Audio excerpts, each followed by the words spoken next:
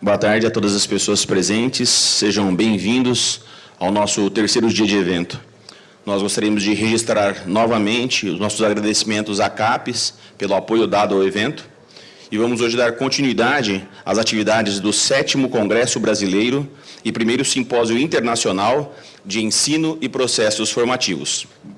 Teremos agora um painel intitulado Currículo e Processos Formativos, perspectivas internacionais. Lembrando que, ainda nessa tarde, teremos a nossa terceira atividade cultural. À noite, encerraremos nossas atividades com as sessões de pôsteres presenciais na Vila do Cupim, conforme já falamos. E, para encerrar o nosso dia, a cantora Mariana Carvalho vai realizar ainda a nossa quarta atividade cultural. Para compor a mesa do terceiro painel, nós convidamos, primeiramente, a professora doutora Wendy Crocker, da Western University, Canadá, que está online. Também convidamos a professora doutora Xiao Du, da University of Manitoba, Canadá. E convidamos também o professor doutor Márcio Antônio da Silva, da UFMS, que está aqui presencialmente.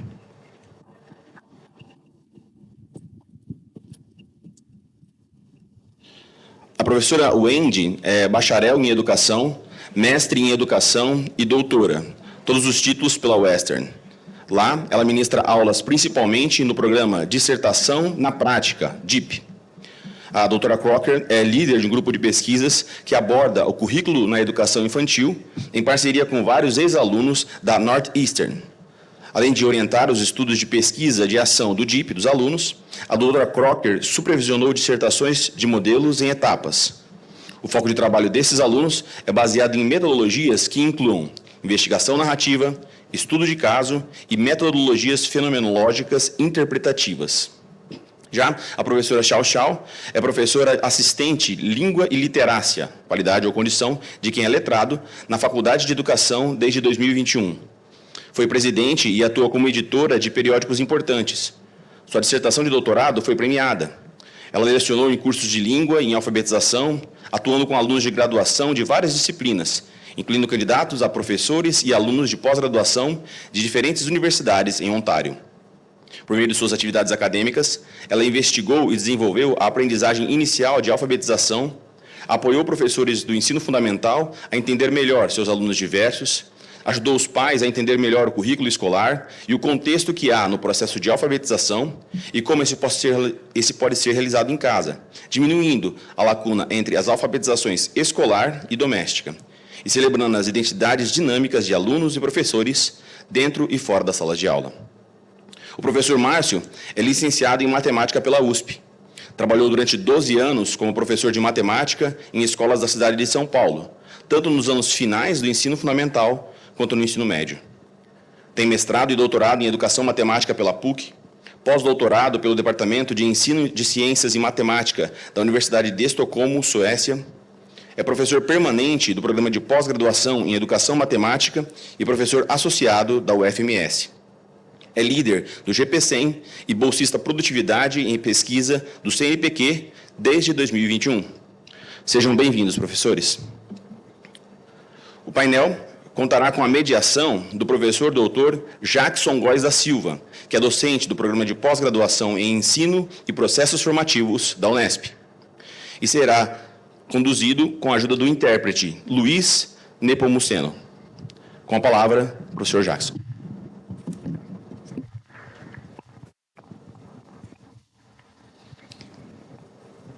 Uma boa tarde a todos os presentes. Eu cumprimento aos membros da mesa, doutora Wendy Crocker, doutora Xiao Du, professor doutor Márcio Antônio da Silva, sejam todos muito bem-vindos. Nós estamos muito felizes por recebê-los aqui.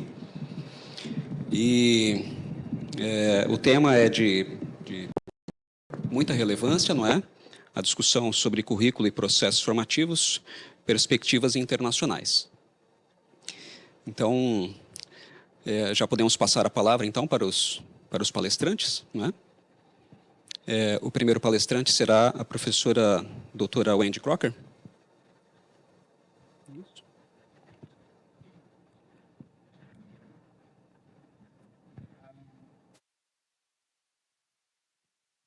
Good afternoon to all present. A greeting to the members of the panel, Dr. Wendy Crocker, Dr. Xiao Xiao Du, Professor Dr. Marcio Antônio da Silva. Welcome. We are very happy to welcome you here. And the theme is very relevant, right? The discussion of curricula and training processes and international experiences. The first speaker will be Dr. Wendy Crocker.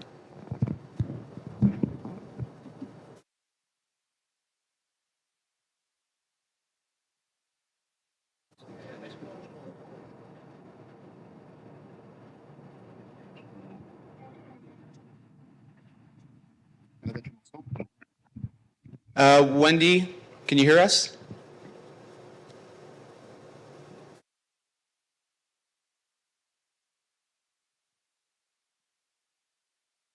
Wendy, we cannot hear you right now. Can you hear us?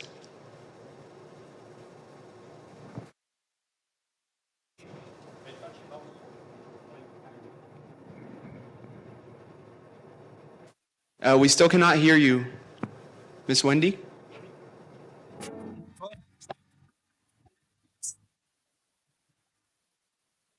I think it might have been a technical issue on our part. Some music playing. There we go. Hello, Wendy?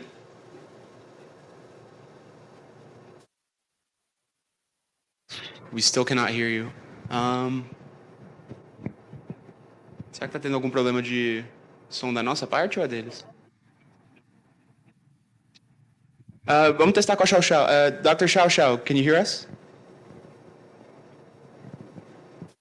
Yes, I can hear everything. All right, great. We can hear you. I think Mrs. Wendy is having a little bit of trouble with her connection. Começamos com ela? All right, so Ms. Xiao Xiao, you could start with your part of the speech. Okay, I'm just trying to find a way to share my slides.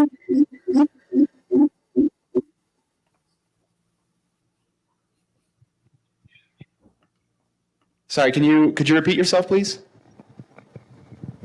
I'm currently sharing slides. I do not know to show slides on the screen. Ela não sabe como vai mostrar os slides aqui no Meet. All right, they have to load it in directly from the platform. We'll find a way for you. Hold up. Oh, you need to. Okay, apparently. So, do you have any buttons there that can show slides? I can. Size limit. There's a limit on it. Tem um limite. The size of my bigger.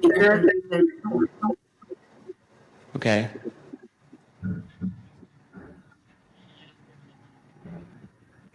Sure. Okay.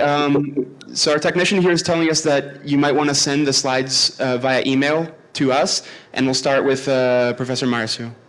Okay, I will send. Thank you. You can send it to Ricardo. Okay? Gotcha. All right, thank you. Vamos lá então.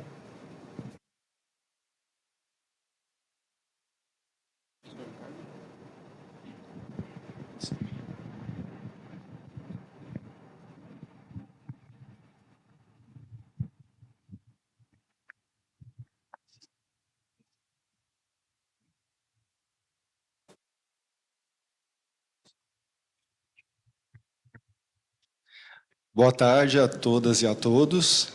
É um prazer enorme estar aqui com vocês, pela primeira vez aqui na Unesp de Rio Preto. Eu agradeço imensamente o convite do Ricardo, que eu aceitei prontamente, e é um prazer compartilhar essa mesa, né, com as duas colegas que estão online. E o que eu vou trazer para vocês nesse evento, né, de processos formativos é um recorte do currículo, né, de uma dimensão curricular. Eu trabalho, como foi dito, na Universidade Federal de Mato Grosso do Sul. Lá eu coordeno um grupo chamado GP100, Grupo Currículo e Educação Matemática. E nesse grupo a gente tem trabalhado já há mais de 10 anos com análises de livros didáticos, principalmente livros didáticos de matemática, né, do ensino médio, mas não só. E, a partir dessas análises que a gente tem feito, uma segunda vertente de pesquisa é trabalhar com os professores que ensinam matemática, trazendo essas pesquisas que foram feitas, fazendo com que o professor, em sala de aula, crie currículos, né?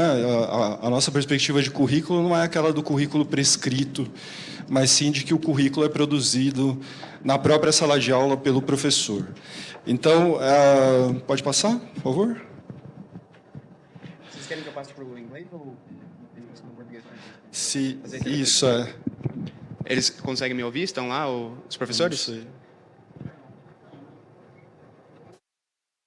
Tá. Traduz. Good afternoon, everyone. It's a great pleasure to be here with you for the first time at Unesp in São José do Rio Preto.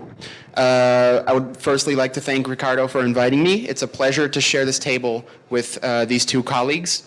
And what happens to you at this event on formative processes is a cross-section of the curriculum, of a curricular dimension. I worked at the Federal University of Mato Grosso do Sul, and in a group we worked with the analysis of many textbooks, mainly mathematics textbooks for high school. In these analyses, a second strand of research is to work with mathematics teachers, bringing in research and getting them to create curricula in their own classrooms. Eu vou já passar o meu computador para você, porque algumas coisas fica mais fácil você fazer a tradução do texto mesmo. E eu agradeço muito a sua ajuda e colaboração na minha fala. Bom, então a minha fala, eu vou falar um pouquinho do conceito teórico-metodológico central, né, nas pesquisas que a gente realiza atualmente, como a gente analisa os livros didáticos numa perspectiva sociopolítica, e aí eu vou fazer um recorte muito pontual de um tema que eu considero... a gente pode dizer que é um tema emergente, mas assim, já é um tema que há muito tempo é trabalhado no currículo, não só de matemática, né, que é o meio ambiente, mais especificamente a questão do consumo de água, mas de uma outra forma, com algumas características contemporâneas que eu vou falar durante a minha apresentação, trazendo o recorte da tese de um orientando meu, o Elton.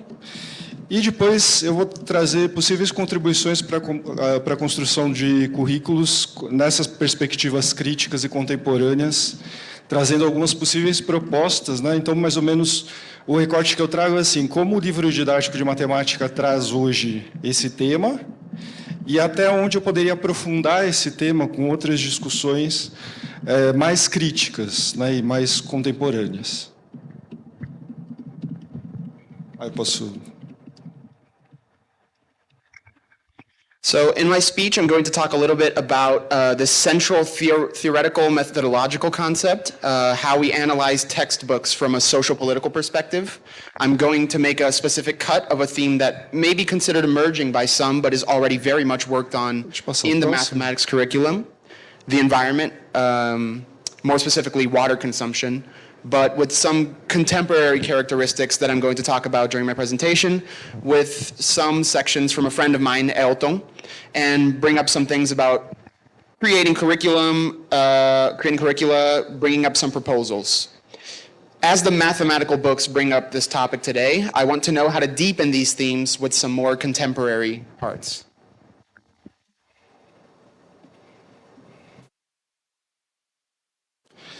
Bom, acabou que deu um pouco, acho que pela transmissão a figura ficou um pouco fora da localização que ela deveria estar, mas essa foi uma imagem criada pelo ChatGPT, e eu alimentei, né, o prompt que eu coloquei para o ChatGPT foi para ele falar justamente dessa perspectiva teórica que a gente trabalha, que é uma perspectiva teórica do filósofo Michel Foucault, o conceito de governamentalidade, né? Então, basicamente, o que o Foucault menciona, né, nesse conceito de governamentalidade é que existe uma condução da conduta das pessoas, isso tanto pelo Estado quanto por intermédio das próprias pessoas em relação a outras pessoas, né? Então, eu costumo dar o exemplo das redes sociais, né? Por exemplo, o que o Foucault vai destacar é que havia um tempo em que a imposição de regras, né, as relações de poder, eram impostas de uma forma agressiva. E agora é imposta e colocada de uma maneira muito sutil, né? Então, por exemplo, nas redes sociais, se eu chegasse para qualquer pessoa e falasse assim, olha, me passe os seus dados do que você fez a semana toda, da sua localização, de onde você foi, dos lugares que você foi, do que você comprou, enfim, dos lugares que você visitou, o que você estudou. Você não falaria isso para uma pessoa estranha, né? Só que quando a gente dá aquele ok nas redes sociais e aceita os termos para frequentar aquelas redes sociais, você acaba expondo todos os seus dados, né, para uma empresa que tem acesso aos seus dados, às informações, à sua localização, à sua vida. Então, em troca dessa participação nessas redes sociais, você informa várias coisas. E o que o Foucault vai colocar, é lógico que na época dele, né, ele faleceu em 1984, não havia o que a gente tem hoje, mas já dá para pensar até num uso contemporâneo desse conceito, né, pensando nessas relações de poder contemporâneas que vão fazer com que a gente aceite entrar num jogo que, teoricamente, de uma maneira natural, a gente não entraria, mas em troca de algo que a gente gostaria muito, né?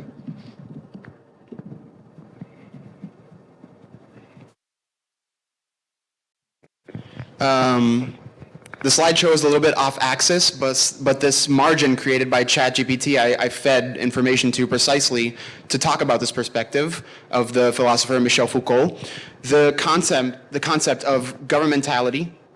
What Foucault mentioned is that there is a conduct of people, both by the state and by the people of society themselves. I often give the example of social networks.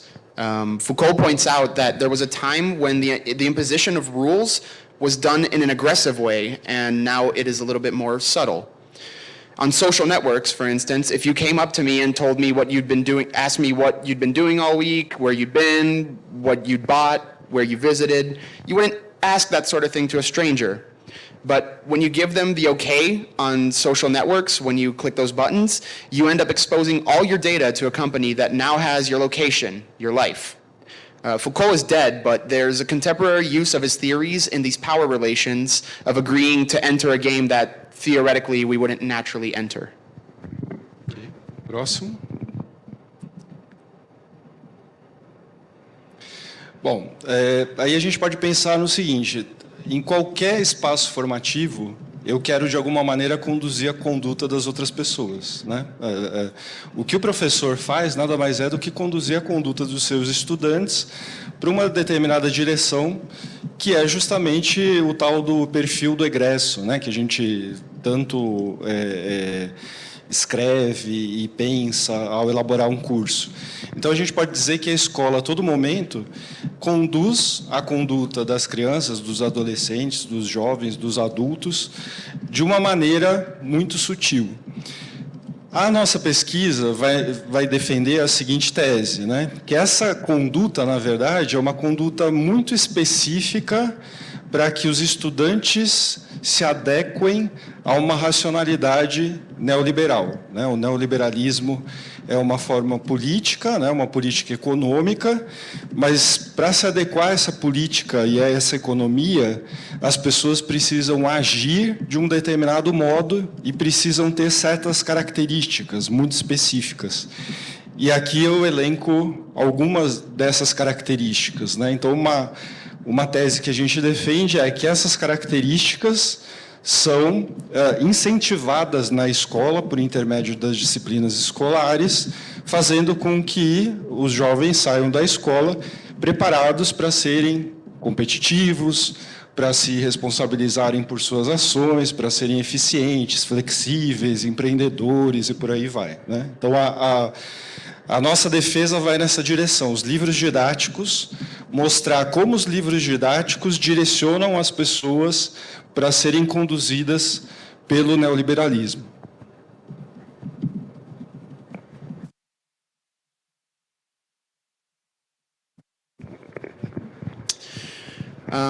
Calma aí.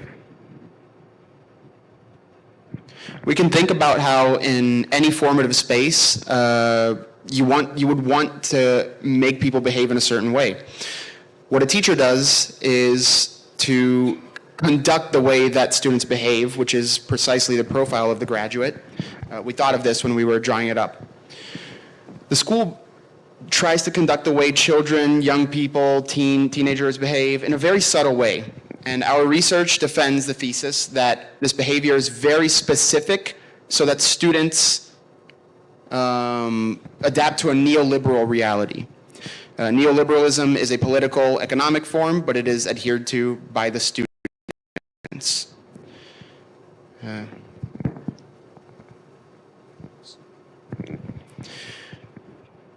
And these traits are very much incentivized by schools through subjects, making it so that they prepare to be competitive or efficient, etc. And we defend something more in that direction, how these school subjects induce children towards neoliberalism. E nessa direção, o que eu vou trazer aqui, né, como eu disse, é um recorte de um tema muito específico que aparece em quase todas as coleções aprovadas no PNLD do ensino médio, que é nos livros de matemática, né, que é o tema água, né, que é um tema no Brasil muito recorrente, você ensinar os estudantes a economizar água. Então, esse assunto... O que eu vou falar aqui, basicamente? É que nos livros didáticos aparece uma responsabilização individual em relação ao consumo de água e o quanto essa responsabilização individual acarreta um enorme prejuízo no meio ambiente, né? E o que eu vou trazer aqui são discussões que são invisibilizadas, né? Não são trazidas para a sala de aula e que a gente poderia trazer para ampliar essas discussões para além da individualidade da responsabilização pessoal dos estudantes. Pode passar?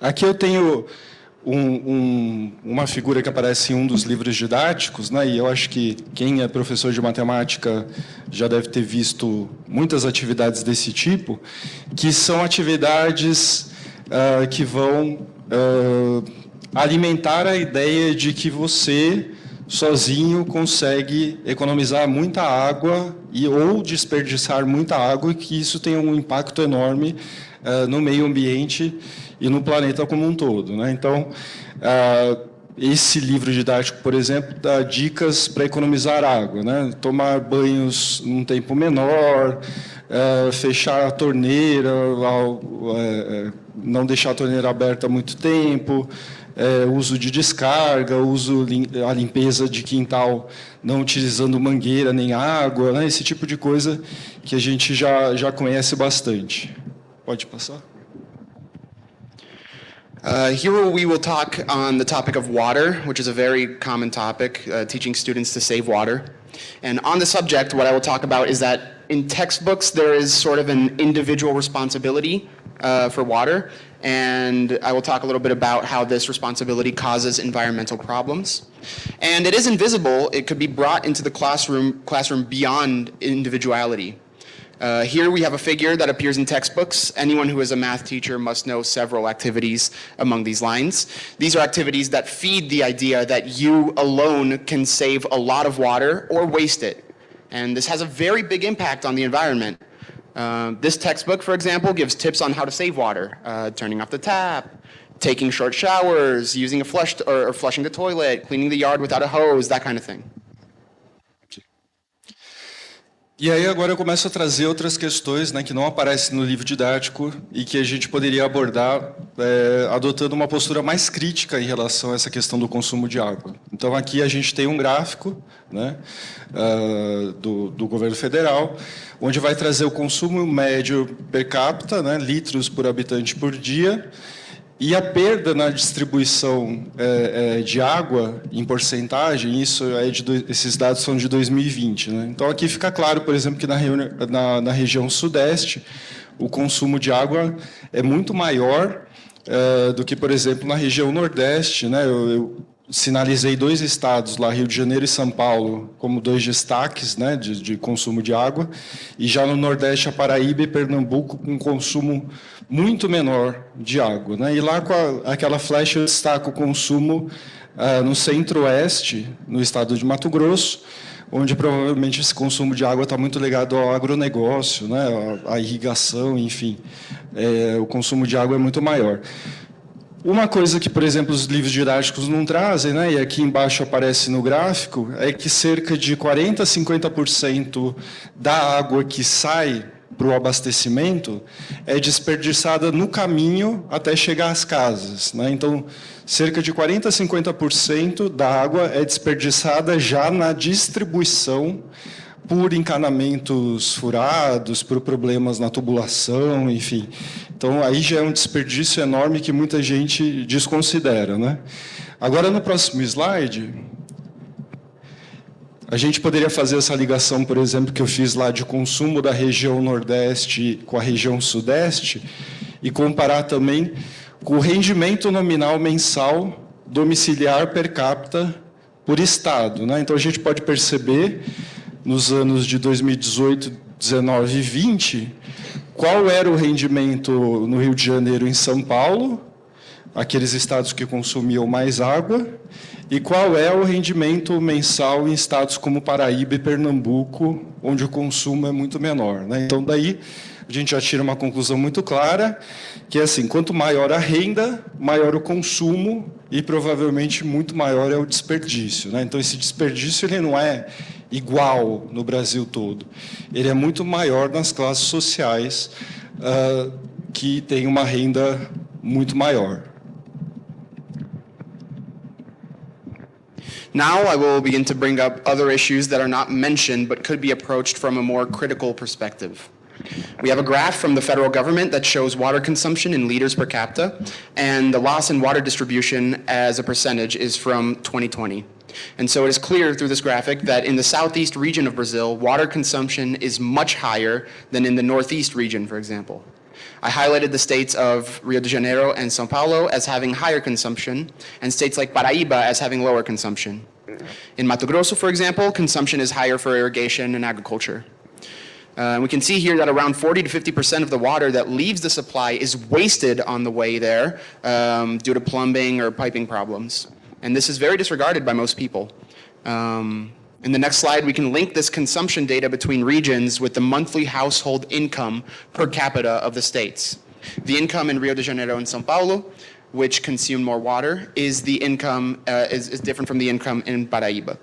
We reach a clear conclusion. The higher the income, the higher the consumption, and probably much higher will be the waste. It is much higher in social classes that have a much higher income. Ok, essa é uma das possibilidades de trazer esse assunto para a sala de aula numa visão mais crítica, né? Eu vou pular alguns slides, senão não vai dar tempo. Aqui são slides mostrando que, por exemplo, em São Paulo, né, dentro da própria cidade de São Paulo, as regiões mais ricas consomem e desperdiçam mais água que as regiões pobres. Pode passar? Aqui, por exemplo, você tem bairros como Jaçanã, Perus, Pirituba, São Mateus, Arthur Alvim, que são regiões periféricas da cidade de São Paulo. Esses dados são da época em que teve aquela crise hídrica em São Paulo e o governo pediu para as pessoas economizarem água. E nessa coluna aqui do meio, né, aparece o quanto esses bairros economizaram água, por exemplo, Jaçanã, mais de 20%. E nas regiões nobres, como Jardins, a economia foi de pouco mais de 7%. Ou seja, além de gastar mais água, os ricos, quando o governo pede para economizar água, não obedecem e continuam consumindo água do mesmo jeito, sendo que os pobres acabam consumindo menos água e atendendo ao que o governo solicita, né? Então, claramente existe uma diferença social de atendimento a essas solicitações.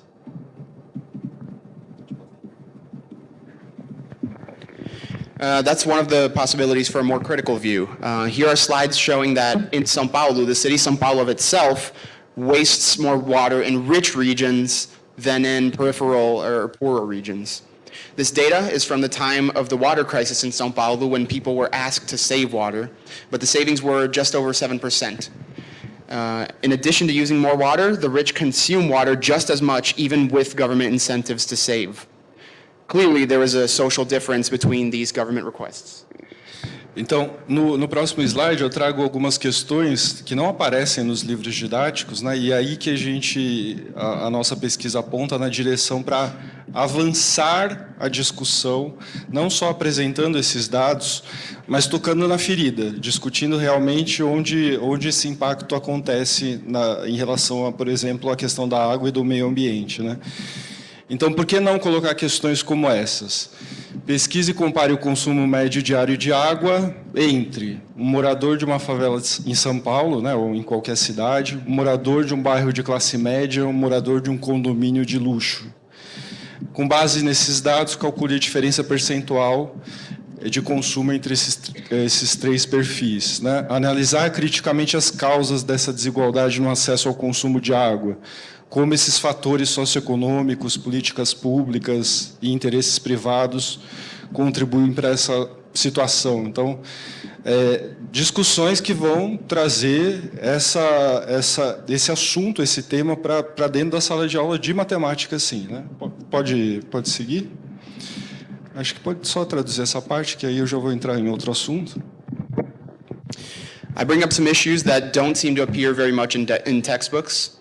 Our research points in the direction of moving forward, not only by presenting this data, but also by sort of pressing on the wound, as it were, discussing where this impact occurs.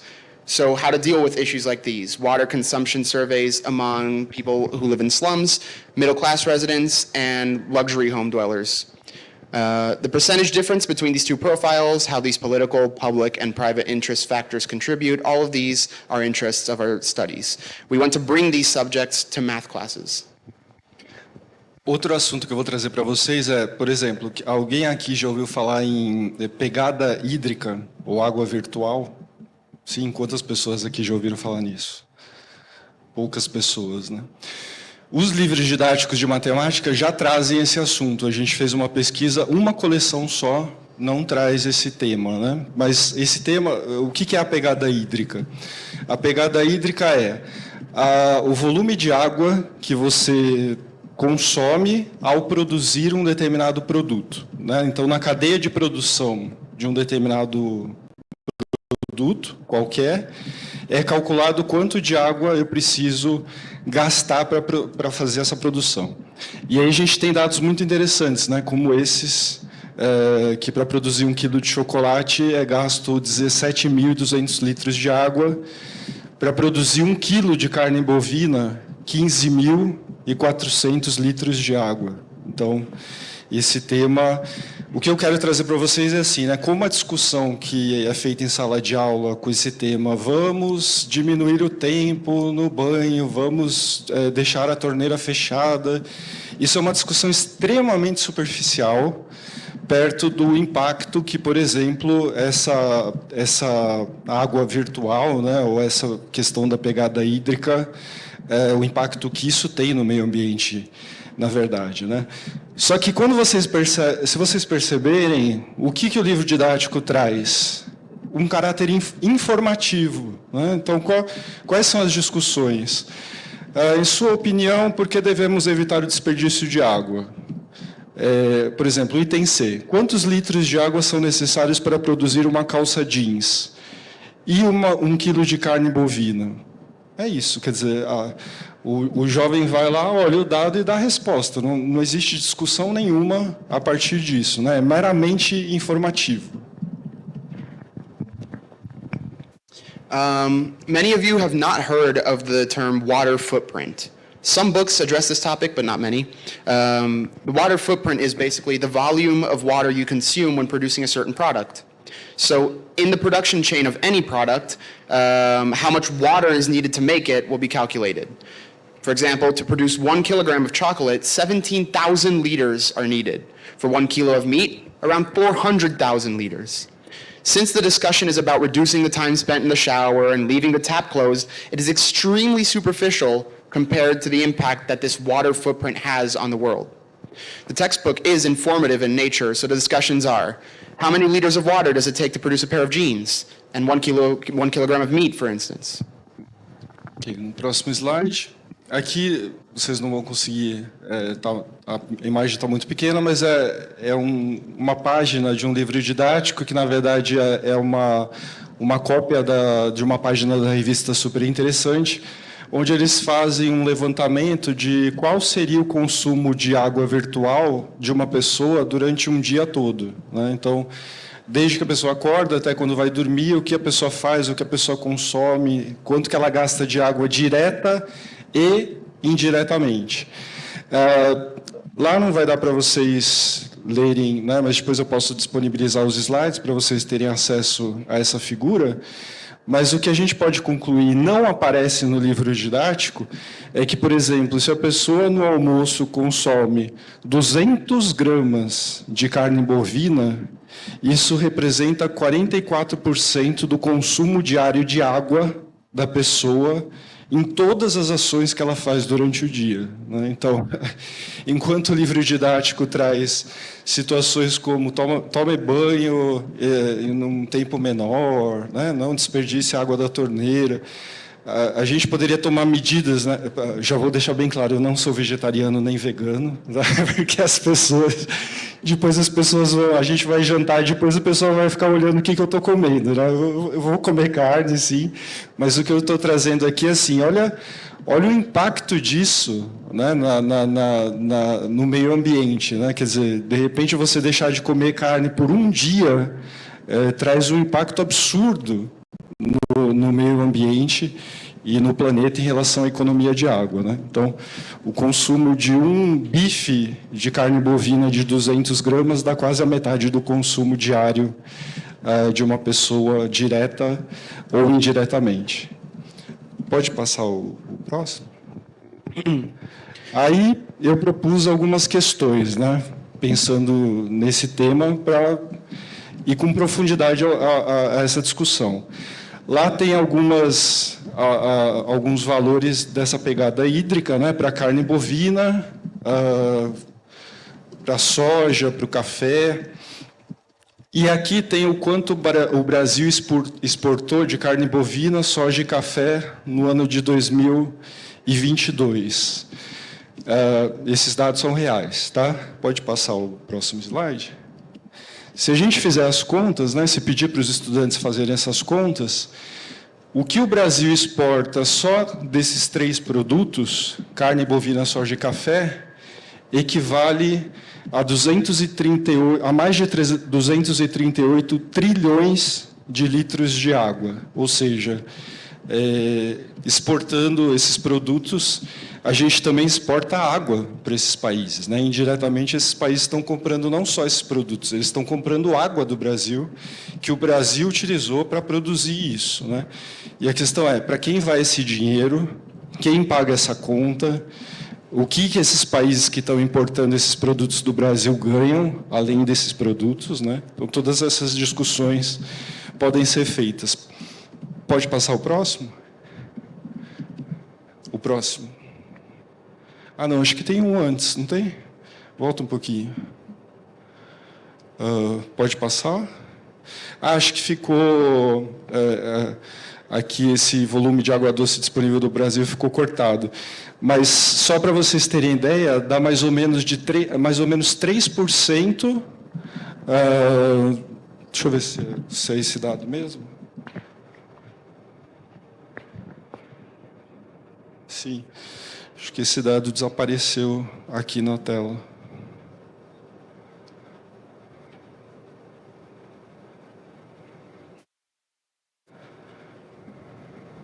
Isso. Praticamente 3% da água doce disponível no Brasil. Isso é o que o Brasil exporta em carne bovina, soja e café em um ano. Dá cerca de 3% da disponibilidade de água doce no país inteiro, né? Então, é um valor absurdamente grande e uma discussão que não é realizada na escola.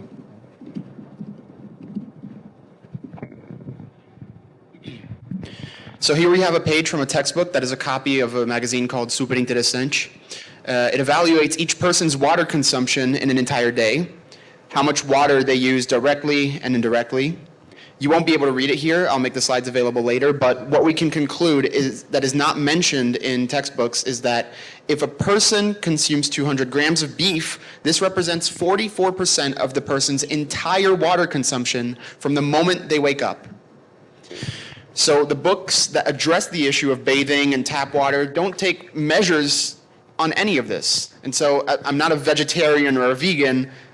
Whether you like it or not, meat will probably appear on my plate later during dinner, but it's important to consider the impact of this on the environment. Just merely giving up meat for a day already saves a lot of water. Eating a 200-gram steak already contributes to a lot to daily consumption. So I propose some questions on this topic to further this discussion. Here we bring some details about beef, soybeans, coffee, and here we have the export of those three in 2022. This data is real. If we do the math, what Brazil exports just from these three products is equivalent to more than 238 trillion liters of water. That is, by exporting these products, we also end up exporting water. So they end up importing water along with our products. So what these countries earn in addition to these products is also an important thing to consider. The volume of fresh water was cut off in the slide for the students here, but it amounts to approximately 3% of the fresh water available in Brazil that is exported in the production of soybeans, coffee, and meat. It is an absurdly large amount and a discussion that is simply not held in schools. Então, aqui eu trago várias atividades, como meu tempo já terminou, na verdade, eu não vou ler todas com vocês, mas depois eu passo o meu e-mail, quem tiver interesse eu posso passar esses slides, né? De atividades que a gente poderia propor em sala de aula para trazer para elevar essa conscientização do consumo de água para outro patamar, um patamar bem mais crítico, né?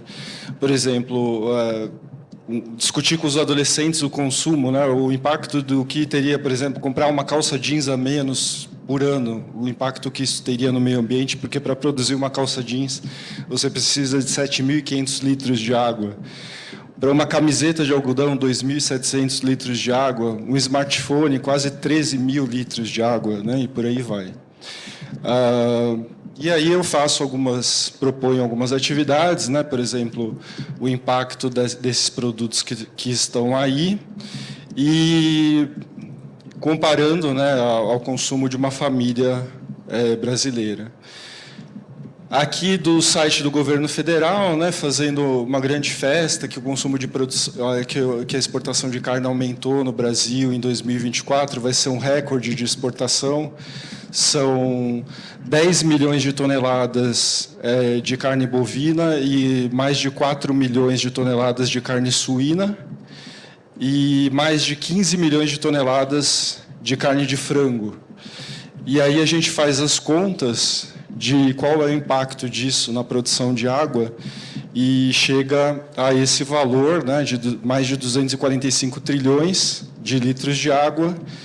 E só para fazer uma comparação, né, então o que o Brasil exporta de carne bovina, suína e de frango é o equivalente para abastecer toda a população do Brasil por mais de 7 anos, ou para abastecer a cidade de São Paulo, né, que tem mais de 12 milhões de habitantes, por 130 anos, ou para abastecer metade da população do mundo por um ano, ou abastecer a população do mundo inteiro por 6 meses. Né? Então, a questão é assim, né? Quando o Brasil exporta essas coisas, as empresas ganham, logicamente, com isso, né? O governo ele ganha com os impostos, mas perde muito, porque além desses produtos ele vende a sua própria água e isso não é contabilizado, por exemplo, né? Então, só trazendo como conclusão, né, o que eu queria trazer para cá é como os livros didáticos trazem uma discussão muito superficial sobre temas como esse. É só um recorte, é só um assunto. A gente tem feito várias outras discussões sobre matemática financeira, questões de gênero, questões raciais, questões ligadas à interdisciplinaridade e vários outros usos que os livros de matemática trazem, né? E a gente conclui, né, que os livros trazem informações importantes, mas extremamente superficial, né, e que essa responsabilização individual ela é reforçada, mas não existem problematizações consistentes sobre esses aspectos macropolíticos e macroeconômicos. E que é importante a gente pensar, então, numa abordagem mais crítica, aprofundando esses assuntos em sala de aula. Tá? Sobretudo, né, construir uma educação matemática que discuta desigualdades sociais e questões como essa que eu trouxe para vocês. Então, foi só um exemplo, né, um recorte muito simples de assuntos que a gente vai levar para os professores e discutir, pensar como fazer isso em sala de aula para ampliar essas discussões, tá bom? Eu agradeço extremamente, agradeço muito pelo convite que foi feito pelo Ricardo, agradeço a presença de vocês e a paciência também. Aqui está o meu e-mail, o link para o grupo de pesquisa no Instagram, fiquem à vontade, quem quiser os slides eu posso enviar depois. E agradeço também muito ao tradutor pela competência com que traduziu a minha fala. Muito obrigado.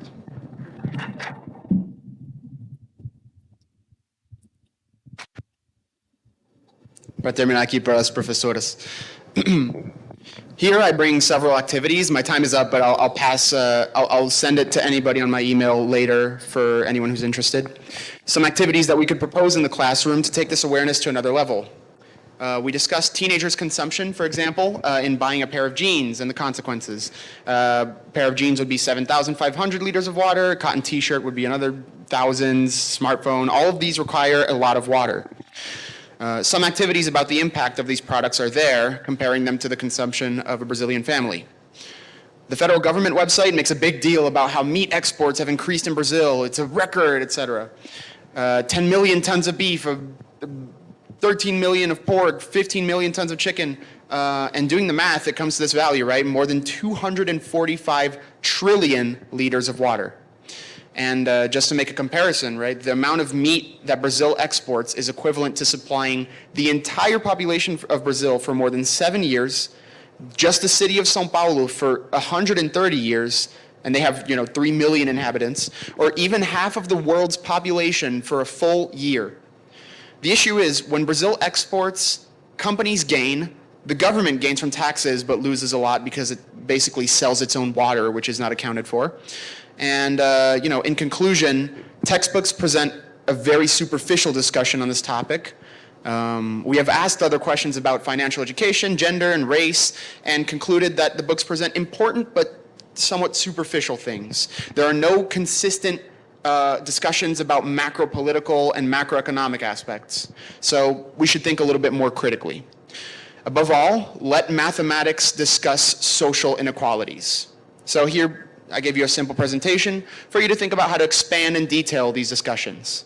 I'm very grateful for Ricardo's invitation, for your patience and your attention. My email is here, my Instagram, I can send the slides later. And thank you to the translator for his competence. Ok, então, muito obrigado, professor Márcio, pela apresentação. Passamos, então, a palavra para a professora Xiao Xiao. We will pass the word to Professor Xiao Xiao. Hello, can you hear me? Yes. I have emailed my slides to Ricardo. Mandemos os slides para o Ricardo.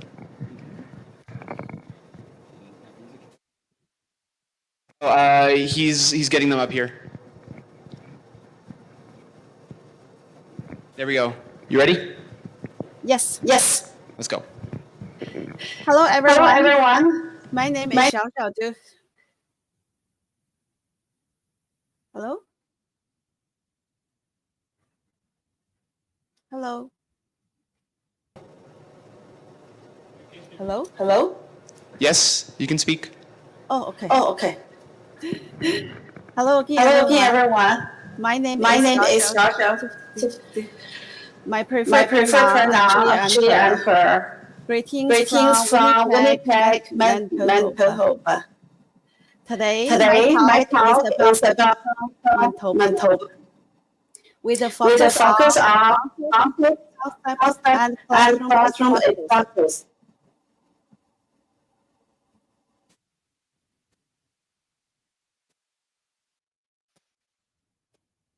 Sorry, we're having a little bit of mic issue.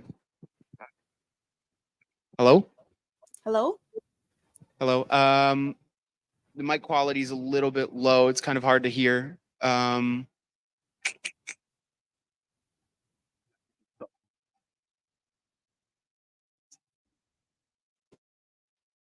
was just talking about my name, my institution, and the topic of my presentation that is on the slide.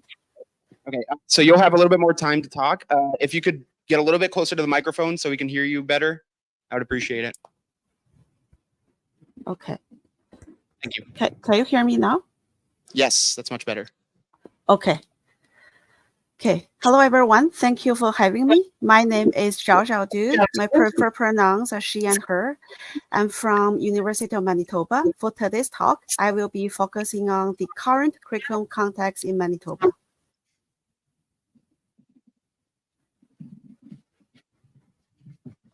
Olá a todos, meu nome é Xiao Du, meus pronomes são ela e dela. Saudações de Winnipeg, Manitoba. Focando, meus slides vão ser um foco no contexto político atual em Manitoba.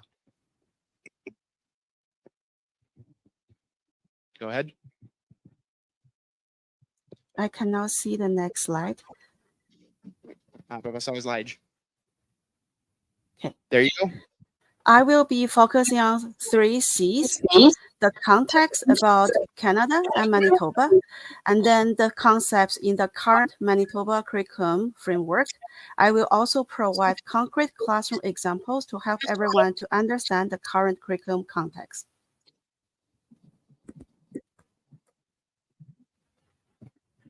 Meus slides vão se concentrar no contexto do Canadá e nos conceitos de estrutura atual em Manitoba, além dos exemplos concretos para entender o contexto político atual lá. Before I go to the content, I would like to make a brief and necessary land and water acknowledgement. I work, study, research in the city of Winnipeg, that is located in Treaty 1 territory, the home and the traditional land of Anishinaabe, Innu, and Dakota peoples, and in the national homeland of Red River Métis.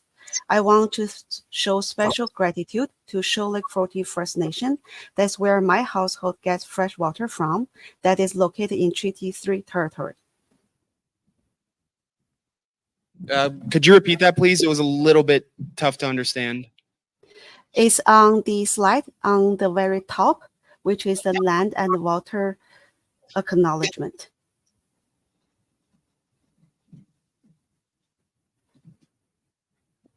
Antes de passar para o conteúdo, eu gostaria de fazer um breve e necessário reconhecimento sobre a água.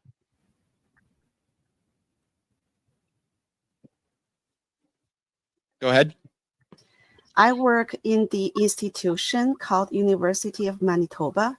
Along many educators and researchers, we acknowledge the harm and mistake of the past, such as residential school system. Educators and researchers will work together with Indigenous communities to move forward in the spirit of reconciliation and collaboration. The information is located on the last paragraph on the slides on your right-hand side. Eu trabalho numa instituição chamada Universidade de Manitoba, entre educadores e pesquisadores que reconhecem problemas do passado, como o sistema de escolas residenciais. Trabalhamos com escolas para avançar nessa colaboração. Thank you. We can move on. Okay.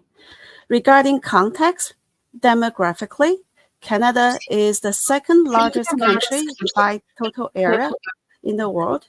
There are 10 provinces and 3 territories.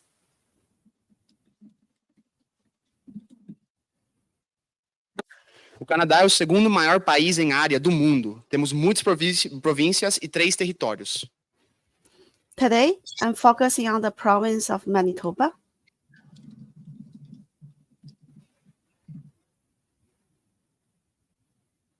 Hoje irei focar nos problemas de Manitoba. Yeah, on the next slide, you will see the data from Statistics Canada in 2021. From this infographic, we could see the diversity in languages, cultures, traditions, and populations in Canada.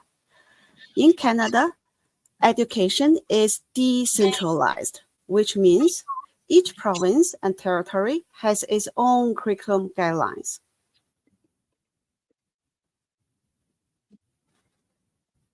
Nesse slide, você verá os dados do Canadá em 2021. Nesse infográfico, você pode ver a diversidade de populações e idiomas no Canadá. No Canadá, a educação é descentralizada, então cada província tem suas próprias diretrizes e regras. This slide shows Manitoba general information. I want to emphasize 2 points. Number 1, Manitoba is a prairie province. Usually, people will be thinking of flat land, forests, and lakes. The second point I want to make is the large number of indigenous people in the province of Manitoba.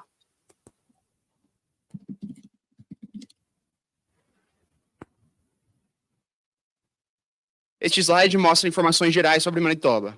Gostaria de focar em 2, que Manitoba é um comércio atual, e o segundo ponto que gostaria de abordar é a grande quantidade de povos indígenas em Manitoba.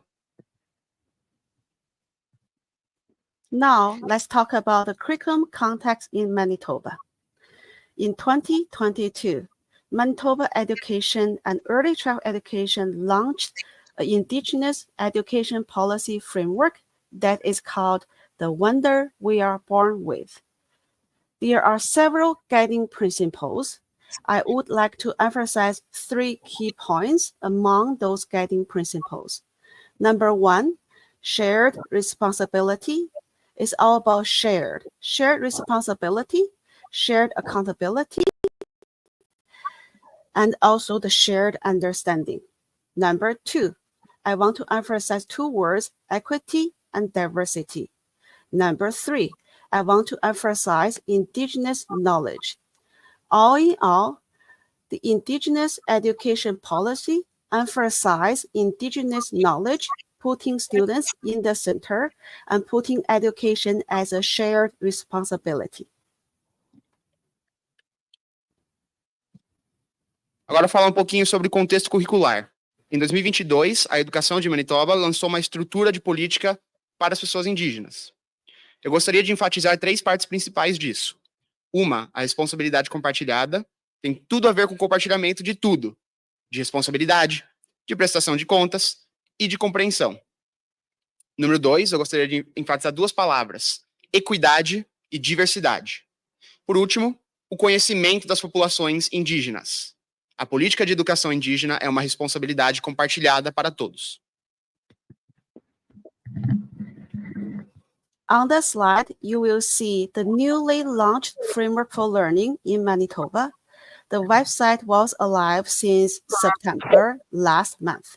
This is totally new. It's called Framework for Learning. There are 3 key areas or aspects we can pay attention to promoted by the Manitoba education. The first one is the good life. The second one is global competencies. The third one will be and is literacies, and I will talk about each one briefly. Neste slide, você verá a estrutura de aprendizagem recém-lançada desde setembro, mês passado. Essa estrutura de aprendizagem tem 3 aspectos aos quais podemos prestar atenção. Primeiro, a Good Life, boa vida. Segundo, as competências. E a terceira, sobre multiliteracias. The Framework for Learning is the overarching guidelines for K-12 education in Manitoba. The first concept is called the good life. This is Indigenous philosophy. On your right-hand side of the slide, you will see different Indigenous languages listed over here. On the first part of the slide, you will see how the good life is understood. It refers to the well-balanced life by considering 4 factors: the emotional, the physical, the mental, and the spiritual life, highlighting the holistic view of learners. The other 4 words we could consider as learners will be heart, body, mind, and spirit. In general, a person's success in education is not just measured by academic success.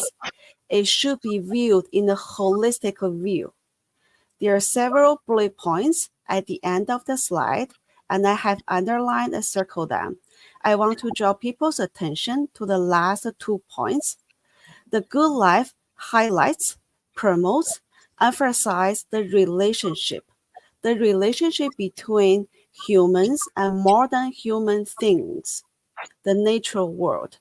We also honor, respect, and promote indigenous ways of knowing and being in classroom settings.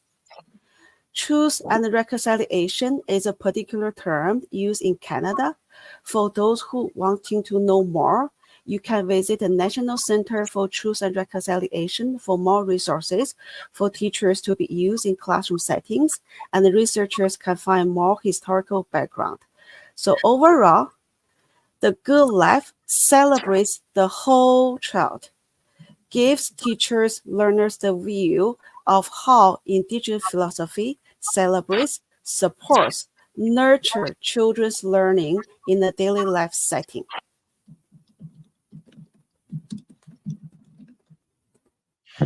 A estrutura para a aprendizagem são as diretrizes abrangentes para a educação em Manitoba. O primeiro conceito é a good life, boa vida. Esta é uma filosofia indígena. No lado direito do slide, veremos diferentes princípios, como a boa vida é entendida e a consideração de 4 fatores: emocional, físico, mental e espiritual, destacando a visão holística dos alunos. As outras 4 palavras que poderíamos considerar com esses são coração, corpo, coração, corpo, mente e espírito. Em geral, o sucesso da pessoa é medido por essas visões holísticas. Há vários pontos-chave no final do slide, e eu sublinhei algumas. Preste atenção aos 2 últimos pontos. A boa vida, good life, enfatiza os relacionamentos entre humanos e coisas mais que humanas, o mundo natural. Também honra e respeito e formas indígenas de aprendizagem em ambientes de sala de aula.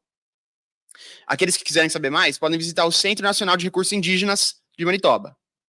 Então, no geral, a Good Life celebra toda a tribo, ela apoia, ela nutre e cria um ambiente de vida ideal nas escolas. On this slide, you will see a central idea, which is called the Circle of Courage. We ask 4 questions: where I'm going, who I am in relation to others, where do I come from, why am I here? These are the 4 central questions we ask learners and teachers, representing 4 aspects of people's life: the belonging, meaning, purpose, and hope. Both teachers and learners encourage to rethink the interconnected relationship in education by considering all the 4 aspects in the traditional teaching called the Circle of Courage.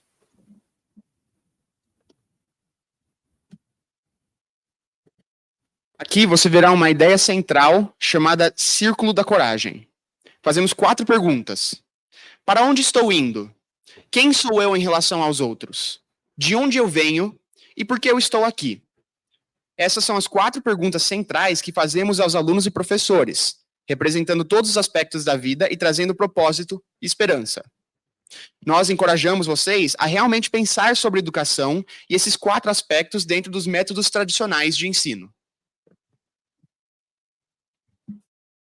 We have heard or viewed the beautiful words on the curriculum framework of learning. Now you are viewing 2 images in front of you.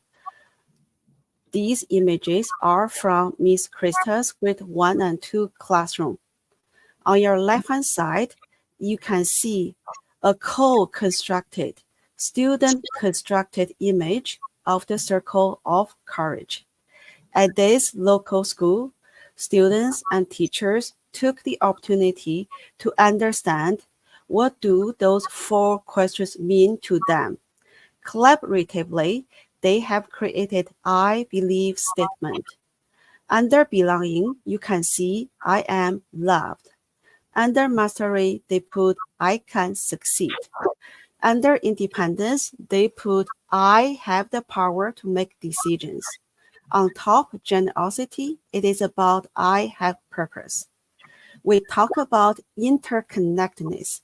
Children were invited to consider the land, the nature they are living on. There is a book project inviting children to create books on the nature. One example you can see on the slide is a child created a book on the trees, on Treaty 1 trees.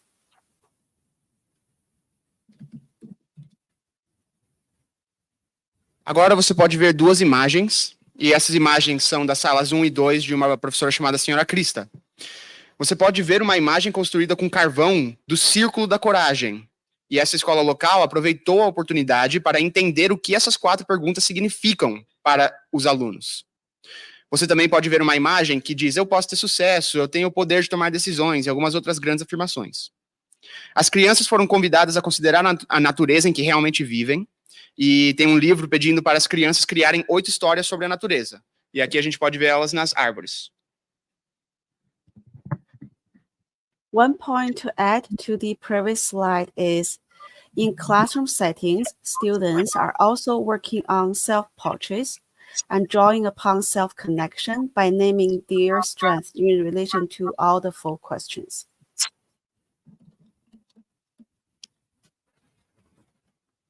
Um ponto a acrescentar ao slide anterior é que em ambientes de sala de aula, os alunos também estão trabalhando e criando conexões sobre essas questões.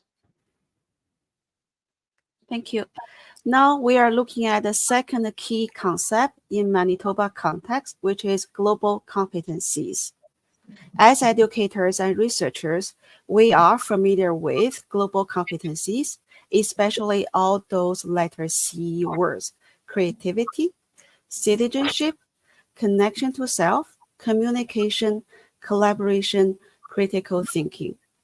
In Manitoba, we see global competencies as dynamic, complex ways of knowing, being, doing. There is no particular order to follow.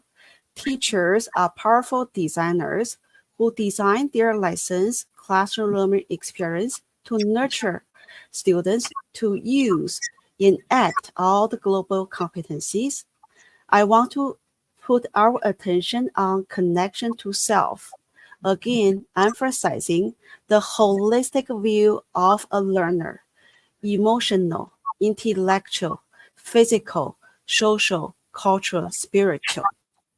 The success is not defined by the number or letter, but all that children bring to classroom that can be celebrated at school setting.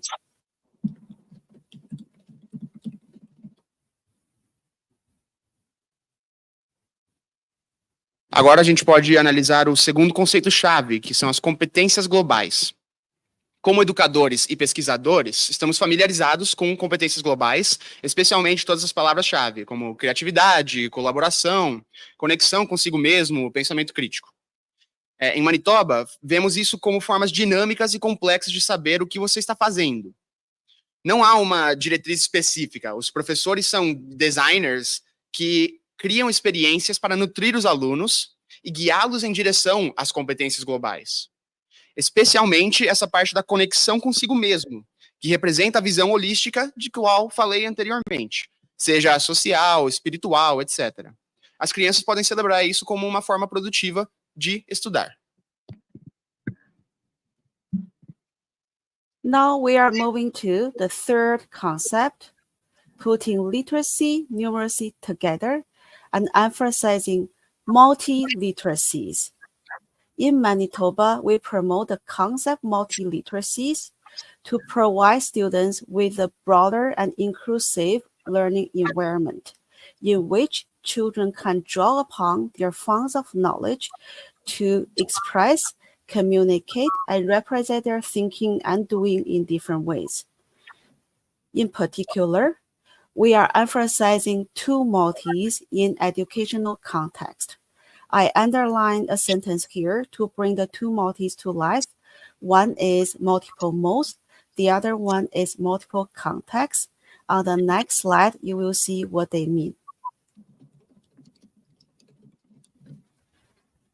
Could you repeat yourself on the two parts? Multiple goals, multiple contexts. Is that right? Yeah, so for multiliteracies, Manitoba Education emphasize two multis, multiple modes, MODES, and multiple contexts. Ok, I think I got that. Agora estamos passando para o terceiro conceito, multiliteracia. Em Manitoba, promovemos esse conceito para fornecer aos alunos um ambiente de aprendizagem mais amplo e inclusivo, no qual as crianças podem usar seu conhecimento para expressar, comunicar e mostrar os seus pensamentos. Em particular, enfatizamos duas partes. Sublinhei uma frase aqui. Uma é sobre os objetivos múltiplos e a outra é os contextos múltiplos. Nós vamos ver o que isso significa. On this slide, you will see the origin of the pedagogy of multiliteracies, which was first proposed by the New London Group in 1996. Recently, Professors Cope and Clancy have updated it. What you see on the screen are explanations of the two multis that Manitoba Education has emphasized. One is mode. There are 7 modes emphasized: oral, written, visual, spatial, tactile, gestural, and audio. A mode is a socially shaped and culturally given resource for meaning-making, according to Kress. Children are encouraged to use different modes to express their understanding across different subject areas in K-12 setting. Regarding context, there are multiple contexts can be considered, such as local global context, social cultural aspects, relationship with oneself in the classroom setting and outside world, learner-teacher identity, different subject areas, and curriculum framework. Nesse slide, veremos a origem da pedagogia do multiletramento, proposta pela primeira vez em 1996. Recentemente, muitos professores optam por ela. O que você vê são explicações das duas partes principais. Há vários moldes enfatizados. Um molde é uma estrutura moldada socialmente para criar ideias, e as crianças são encorajadas a usá-las para se expandirem em certas áreas. Há vários contextos que podem ser considerados: global, social, relacionamento consigo mesmo, no ambiente de sala de aula, identidade aluno-professor e estrutura curricular. After understanding those 3 concepts, now I will be talking about classroom examples from English Language Arts classroom, focusing on grade 8 classroom from Ms. Nicole During, focusing on grade 8 classroom from Ms. Heather Johnson.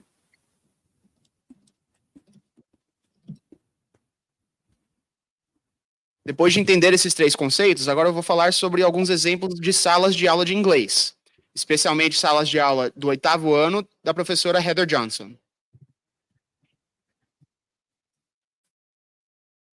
How can we enact all the 3 concepts of the framework of learning in a classroom setting?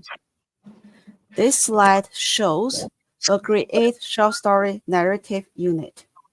In English Language Arts classroom, we usually talk about writing. We see writing as a process. Students start with brainstorming their ideas, writing their first draft, having their final copy, conducting peer review. Students were also given the opportunity to choose their preferred mode to create their final short story product. In the end, there was also a moment for students to do self-reflection.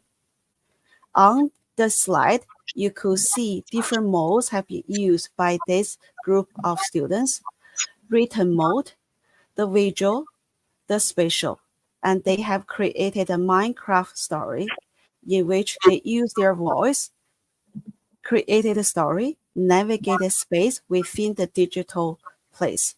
So this is an example how the multis can be enacted in the classroom setting.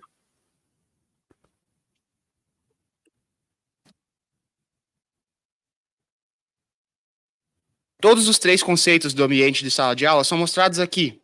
Esse slide mostra a unidade narrativa proposta pela professora. Na sala de aula de inglês, falamos muito sobre a escrita. Os alunos trazem algumas de suas ideias, seus rascunhos, suas cópias finais, suas revisões por pares, e ganham, assim, a oportunidade de escolher seu molde preferido para criar um conto. Isso traz muita autorreflexão. No slide podemos ver moldes que foram usados por diferentes alunos. Esses alunos aqui embaixo criaram uma história num jogo chamado Minecraft, usando moldes para expressar sua criatividade em um espaço digital. Aqui está um exemplo de como os moldes podem ser encenados na sala de aula. On this slide, you will see another student example from the same short story unit. I want to emphasize on paper pen. There is a misunderstanding regarding multimodality. Do we have to use different digital tools? It depends on what student needs and interests. Multimodality can be enacted using paper pen. On the slide, you see students have chosen to create a classic book to represent their final story making. A color was chosen purposefully to look like an old book. Each page specifies specific layout for children to demonstrate how their story would like to look like. The whole process involves communication, creativity, as well as the connection to self. So this final product, it is a multimodal product.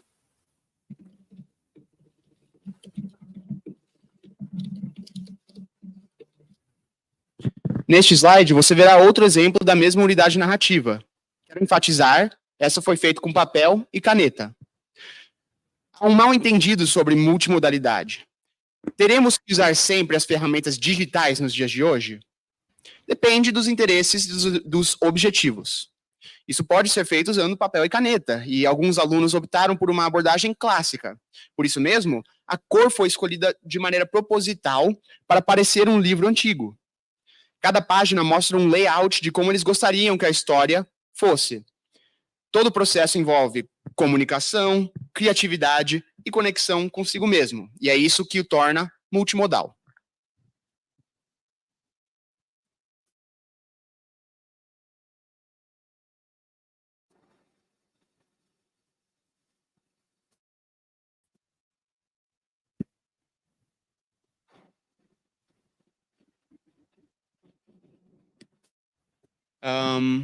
Hello? Hello. Okay. Yeah, we're trying to get the slides through. Hold up. What do you see?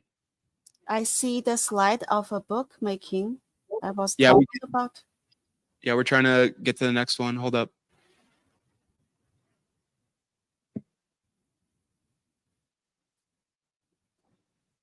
Sorry about tech issue.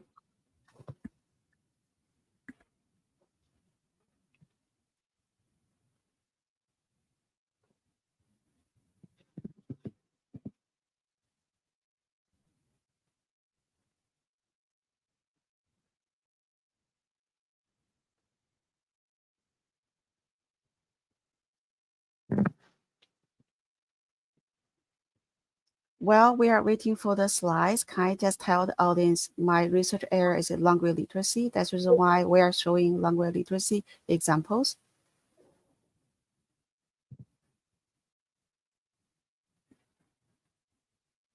You see it? Yes. Go ahead. Okay. On this slide, we are seeing examples from a grade 9 English language arts curriculum. It is in a high school setting. When we think about learning English in a high school setting, what comes to your mind? We sit, we read, we write long essays. If there's something wrong, you will see red pens all over the page. However, in Heider's classroom, students are provided with different opportunities to discuss, share their ideas. When it comes to literature, there are different ways for students to analyze the same text from different points of view using different modes. On your left-hand side, you can see a student example. The student is a culturally, linguistically diverse student, meaning that English is now the first language. He chose to create a graphic novel to help him and the class further understand the characters, the themes in this particular novel, Night. This is the cover of the graphic novel. It can be turned upside down. Both sides work. There's a lot of critical thinking and creativity goes into the production. On your right-hand side, you can see a student work is a puzzle, is a word puzzle. In order to figure out the puzzle, students need to fully understand characteristics of the main characters, Romeo and Juliet. The student presented paper, pen, and puzzle to demonstrate her understanding of the characters. Those two examples can give us a better understanding how we can honor students' preference choice.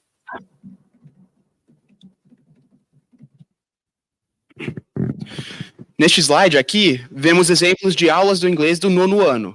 É um ambiente de ensino médio lá. Inglês em um ambiente de ensino médio, para eles, remete diretamente à ideia de ler, escrever longas redações, e se alguma coisa estiver errado, você vai ver uma caneta vermelha por toda a página. Na sala de aula de Heather, no entanto, os alunos têm a oportunidade de discutir e compartilhar suas ideias. E há diferentes maneiras para os alunos analisarem o mesmo texto usando diferentes moldes. Aqui nós podemos ver, na esquerda, um aluno culturalmente diverso, cuja primeira língua não é o inglês, criou uma história em quadrinhos para visualizar os personagens e os temas. Esta é a capa da história em quadrinhos. O legal dela é que ela pode ser virada de cabeça para baixo e ambos os lados funcionam. Há muito pensamento crítico e muita criatividade aqui. No lado direito, o trabalho de um outro aluno vem em forma de um quebra-cabeça. Ao completar o quebra-cabeça, você entende a dinâmica e as características dos personagens Romeu e Julieta. Esses dois exemplos nos dão uma compreensão de como podemos honrar as preferências dos alunos. Okay, let's sum up what we have seen and heard. Those classroom examples can help us to understand how teachers could use a framework of learning to guide their designing in the classroom setting. Each teacher showed over here have supported learners' voice and choice, making sure students can value what they are capable of doing, making sure their interests are honored. Regarding global competencies, creativity is showing in different makings of text. Critical thinking is showing in text analysis and creatively composed text. Collaboration happened during peer review and group work. Communication means communicating their ideas using different modes in different ways with different people. The last column regarding multiliteracies, literacy is viewed broadly concerning the creating, the communicating, and interacting with different ideas. Different modes are used: the written mode, visual, spatial, tactile, audio, oral mode. I want to talk about the spatial. When children are creating a short story using Minecraft or just creating a graphic novel on a piece of paper, students has navigated the space existing in front of them. Different contexts have also been considered in the scene examples, such as learners' life-work experience, the subject matter, the literature, the physical, and the digital space.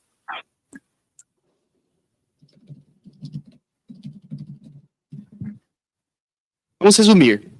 Esses exemplos de sala de aula podem nos ajudar a entender como os professores podem usar uma estrutura de aprendizagem para orientar o seu design em um ambiente de sala de aula. Cada professor mostrado aqui pode fornecer maneiras para os alunos mostrarem suas capacidades. A criatividade é importante em diferentes áreas do texto. O pensamento crítico também pode nos ajudar a entender o que os alunos preferem. Comunicar suas ideias por meio de diferentes moldes é claramente essencial. Comunicar, criar e interagir com diferentes ideias é o ponto principal da minha apresentação. Os alunos que criam histórias por meio do Minecraft, por exemplo, mostram o que os alunos podem vivenciar por meio do espaço digital. Okay, now I want to leave a few words with audience and I to consider when we talk about curriculum in classroom settings. Curriculum should be seen as contextual and situated. Teachers should be seen as reflective thinkers and designers. Learners should be seen as capable, creative meaning makers. And all in all, teachers and the students are learning and teaching together. Thank you.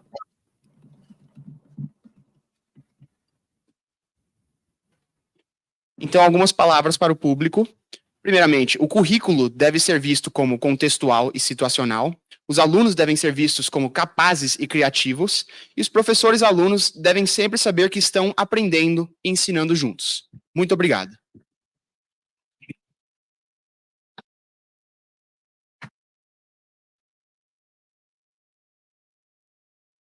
Thank you, everyone. Thank you for your time. Thank you for your attention. Special thanks go to the excellent interpreter who has expressed the view so well. I leave my email on the screen. If you are interested in knowing more about literacies, multi-literacies, please feel free to reach out. All the images regarding framework of learning are taken from the Manitoba Education website. Quem tiver interessado, o e-mail dela está disponível.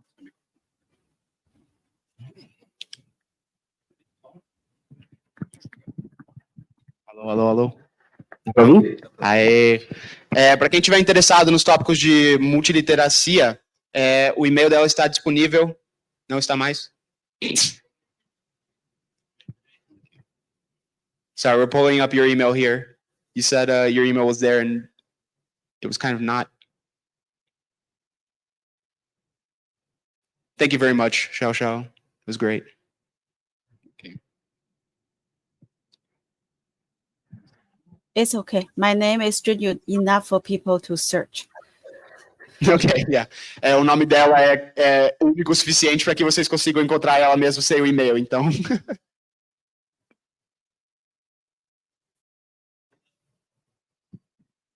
Não está visível.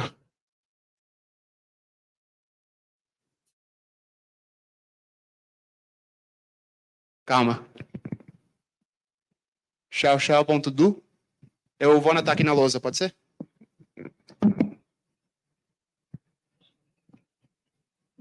Isso. Nós agradecemos, então, a professora Xiao Xiao. E passamos a palavra, então, para a professora doutora Wendy Crocker, que é a nossa próxima apresentadora do painel.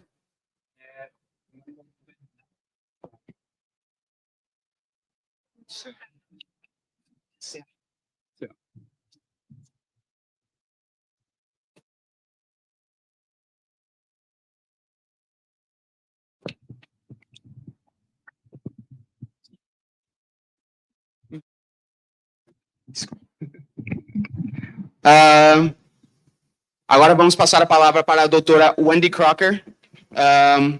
Wendy, hello, can you hear me? Are you able to hear me? Yes, we can hear you just fine. Can you hear me now? Yes, we can hear you. Perfect. And Ricardo has my slides. 1 second. We're getting the slides directly. Thank you. And they have animations in them for whoever's moving them forward. So we'll just need to get into a rhythm. Sorry, I didn't understand a word there. Could you repeat yourself? I said the slides have animations in them. Ok, for os slides whoever's têm moving the animações. slides. Alguns slides têm animações, então eu acho que a doutora Wendy, aí, we can see them. You still hear me okay? Yeah, it's just, we have a little bit of connection problems, a little bit of freezing, a little lag. Yes. If you could do like our great Dr. Xiao Xiao did and get a little bit closer to the microphone just so we can hear you a little bit more clearly, I'd appreciate it. How's that now? Is there any way to get a little closer? Well, let me try. Is that any better? There you go. Yeah, perfect. Okay. Thank you. I will climb through the computer, my next step. Right. You can go ahead. Good afternoon. Thank you for the invitation to join everyone this afternoon to talk about curriculum, my favorite thing. My name is Wendy Crocker, and I'm a faculty member at the Graduate School of Education, Northeastern University in Boston, Massachusetts, USA. My contribution to the notion of curriculum and formative processes is that of students as assessment informants. I would like to share an exploration of 1 year's scholarship of teaching and learning into 360-degree assessment in a graduate course. Translation, please. Boa tarde, obrigada pelo convite para me juntar a todos para falar sobre o currículo, a minha coisa favorita. Meu nome é Wendy Crocker e sou docente da Graduate School of Education, Northeastern University, em Boston, Massachusetts, nos Estados Unidos. Minha contribuição para o currículo e os processos formativos é a de alunos por meio da avaliação. Vou compartilhar uma explicação sobre bolsas de estudo, ensino e aprendizagem em uma avaliação de 360 graus em um curso de pós-graduação. Eu imagino que ela vai explicar o que é essa avaliação de 360 graus. Before I begin, I would like to acknowledge that the land on which we are meeting is the traditional territory of the Haudenosaunee, the Haudenosaunee, the Adirondack, and the Mississauga peoples, and is now home to many diverse First Nations and Oneida of the Thames people. The land on which I live and work was settled through Treaty 2, the McKee Purchase Treaty of 1790, and as a beneficiary of that treaty, I recognize that my personal and collective responsibilities are to the land, water, and peoples of yesterday, today, and tomorrow. Translation, please.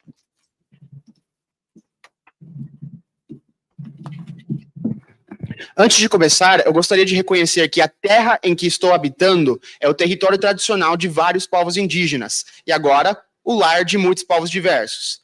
As compras feitas na década de 1700, no século de 1700, fazem com que reconheçamos nossas responsabilidades pessoais sobre a terra, a água e as pessoas tradicionais de hoje e de ontem.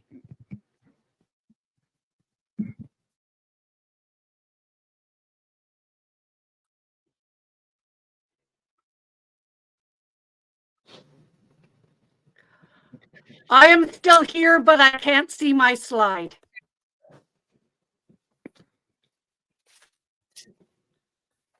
Um momento. How's the slide? I can see it now. Thank you. Let's go.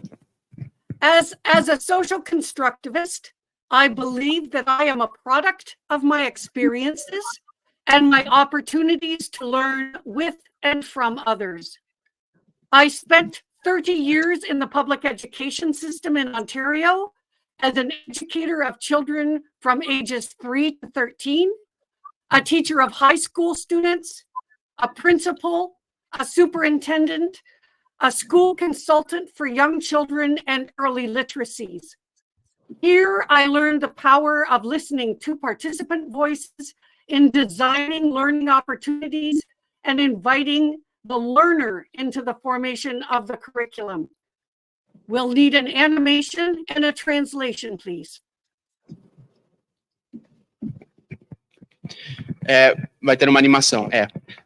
Como uma construtivista social, acredito que sou um produto das minhas experiências e das minhas oportunidades de aprender com e de outros. Tenho 30 anos no sistema de educação pública, ensinando crianças de 3 a 13 anos, alunos do ensino médio, fui diretora, superintendente, consultora para crianças pequenas e multiliteracias. Aqui, as vozes dos participantes e as oportunidades de aprendizagem para o aluno são extremamente importantes. After earning my doctorate in curriculum from Western University, I taught in undergrad and master's courses where I learned that the depth of understanding and the ability to apply learning as co-construction rests with the learner, but it is the teacher who holds the power over students as the assessor. In my work at Northeastern University in doctoral level courses, I have had the opportunity to attempt to mitigate that power by sharing assessment opportunities with learners. The braiding together of these experiences reminds me that curriculum is a place of co-learning. If curriculum is a formative process, shouldn't that also apply to assessment? Translation, please, but no forwarding of a slide.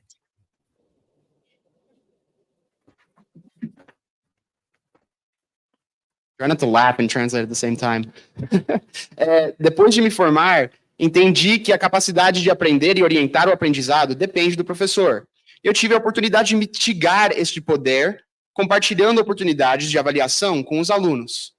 Aprendemos que o currículo é um lugar de co-aprendizagem. O currículo é um processo formativo que também fornece autoavaliação. Perhaps some of the answer lies in the design of the curriculum. Traditionally, most courses in higher education in Ontario and in the United States have been developed with BIGS alignment in mind, as shown on this slide. Student outcomes at the apex design triangle are both the North Star for student exit outcomes and are the goal of the course. As one moves down the sides of the triangle, the activities and assessment strategies are aligned with each other to provide opportunities for learners to demonstrate the learning outcomes. However, in a shift toward more student-centered pedagogies, I suggest that we need to add some additional considerations to this alignment. Translation, please. Tradicionalmente, a maioria dos cursos de ensino superior em Ontário e nos Estados Unidos tem objetivos maiores em mente. Mas, no entanto, os alunos são a estrela do norte e o objetivo do curso sempre. À medida que se desce pelos lados do triângulo, as estratégias de avaliação e as estratégias de atividade são alinhadas e fornecem oportunidades para aprender quais são os resultados. No entanto, com as pedagogias dos alunos, eu sugiro que adicionemos algumas considerações adicionais a este triângulo. Next slide, please. In work from 2021, I have suggested that educators need to build in opportunities for their own reflections at each of the key points of outcomes, resources, and assessment. These reflection points begin with introspection on who they are as the instructor and what they bring to the course outside of subject expertise, and how they are enabling students to bring themselves into the learning. While there is much more to be said about instructors' reflections on BIGS alignment, let us focus on the assessment, the right-hand-most area of the graphic. In reflecting on assessments that invite a student into the learning, I ask, what opportunities have I provided in this course for learners to demonstrate their knowledge? With whom and how? Have I offered multiple pathways, multiple attempts, and, as my colleague Dr. Du suggested, multiple modes? However, what I didn't ask until now is how the learner themselves could be invited into the assessment as an informant on their own work and that of others. Translation, please. No trabalho de 2021, sugeri que os educadores precisam criar oportunidades para sua autorreflexão sobre cada ponto-chave, resultados, recursos e avaliação. Isso começa com introspecções sobre quem eles são como instrutores, o que eles trazem para o curso em termos de especialização e como eles podem se envolver no aprendizado.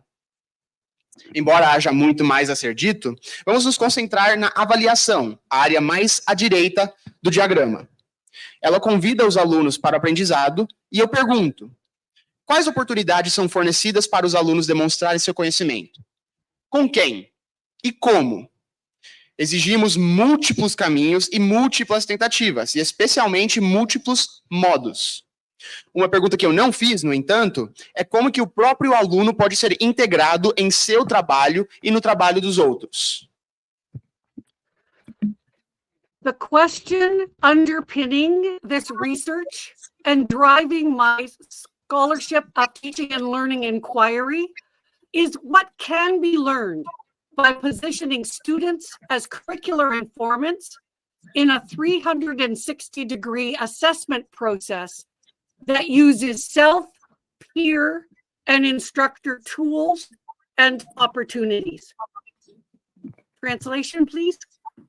A questão que impulsiona essa pesquisa: o que pode ser aprendido ao posicionar os alunos como informantes curriculares em um processo de avaliação de 360 graus, usando ferramentas e oportunidades próprias de colegas e do instrutor?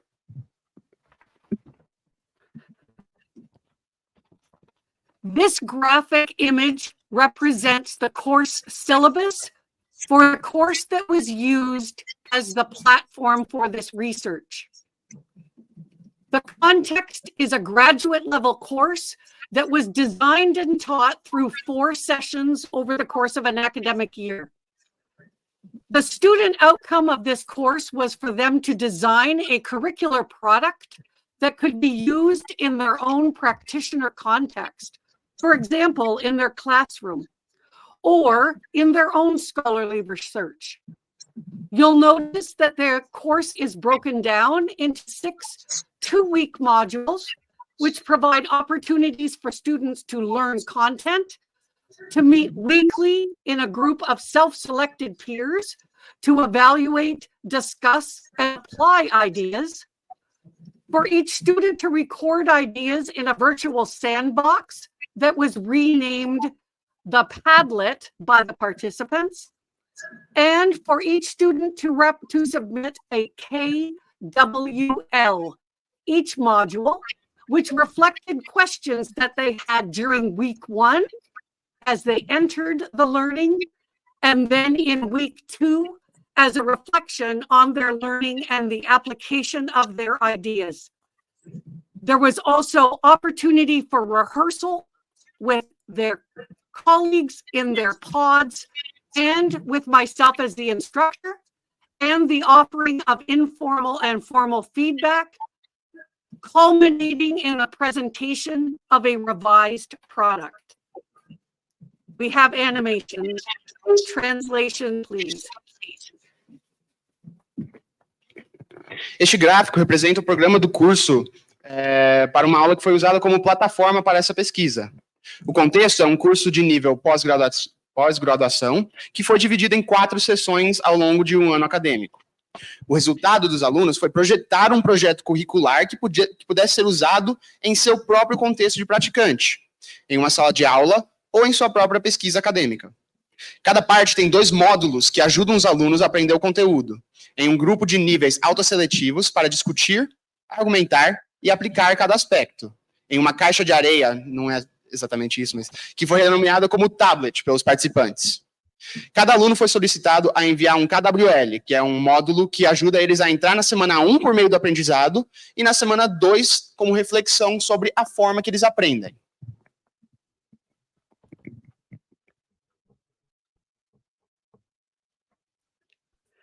I recognized the need to build tools and opportunities into the course design to enable learners to participate individually, as a member of a group, and as a classmate.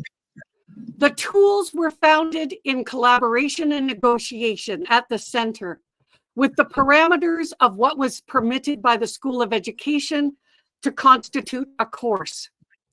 We then co-developed look-fors through discussion and ongoing revisions on Google Documents, which led to the creation of the point rubric, co-constructed among students and I based on the look-fors, and this single point rubric became the only assessment tool used throughout the course.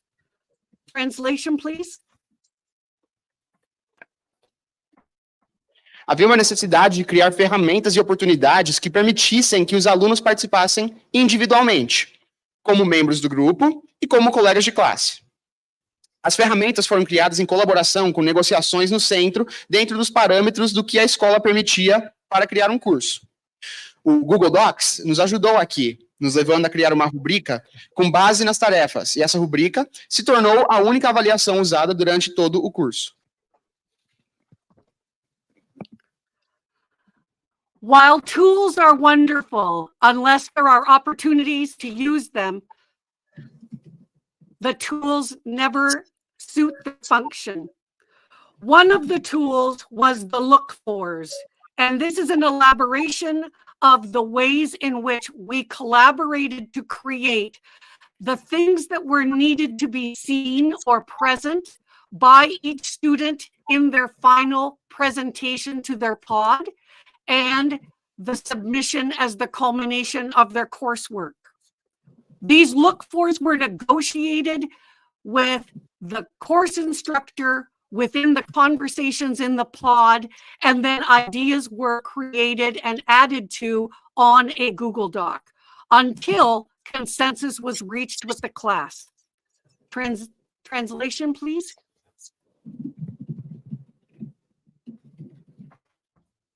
Embora as ferramentas sejam maravilhosas, a menos que haja oportunidade de usá-las, elas nunca se adequam à sua função. Uma das ferramentas foi os look-fors, uma elaboração sobre as maneiras como podemos colaborar com as coisas que precisam ser vistas pelos alunos durante sua apresentação. Por isso, look-fors. Bem como a submissão como o ápice de seu trabalho de curso. O instrutor do curso, nas sessões finais, criou ideias no Google Docs. E, assim, um consenso foi criado dentro da sala de aula. These look-fors were negotiated. Animation, please. And then didn't alter throughout the course. And became the basis for the assessment conversations. Next slide, please. Onde está o nosso mano do slide? This slide demonstrates the alignment between the look-fors co-created by the students and I, and then the tool on the right-hand side, which was the single point rubric used for assessment, self-assessment, peer assessment, and individual assessment. The animations will illustrate the alignment among the sections.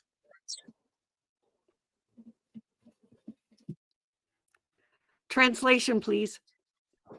Os look-fors foram negociados, tornando-se a base para conversas de avaliação. Este slide demonstra os alinhamentos entre os look-fors, co-criados pelos alunos e por mim, e então a ferramenta no lado direito, que era a única rubrica usada para autoavaliação e avaliação por pares. As animações demonstram um alinhamento em cada sessão.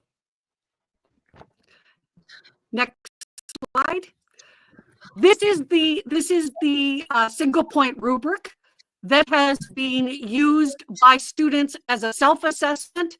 This is a capture of a peer review of an idea, and you can see the ways in which the comments for both addressing places that need to be strengthened, as well as the ideas that are already presented well, have been highlighted by one peer to another.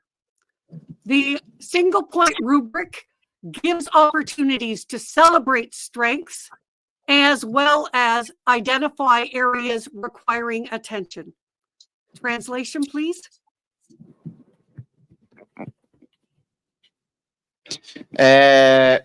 Esta é a rubrica de ponto único que tem sido usada pelos alunos como uma autoavaliação, usando um capturador de uma revisão por pares de uma ideia. E você pode ver o lugar em que os comentários para ambos os pontos que precisam ser fortalecidos, bem como as ideias que já estão bem apresentadas, foram trianguladas de um colega para outro.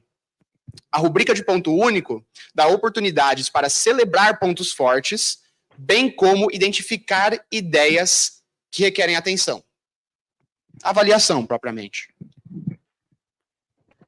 Next slide, please. Animations, please.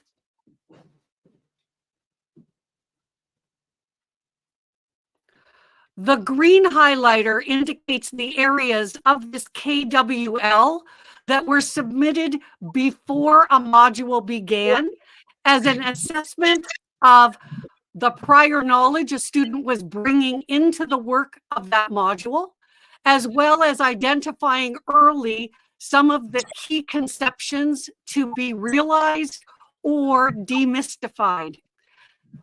Translation, please.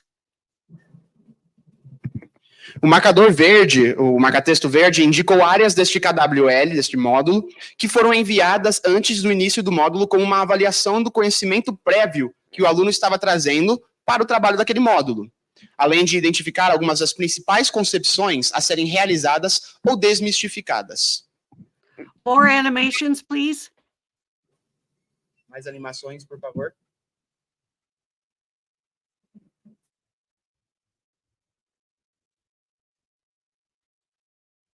We good? Okay, perfect.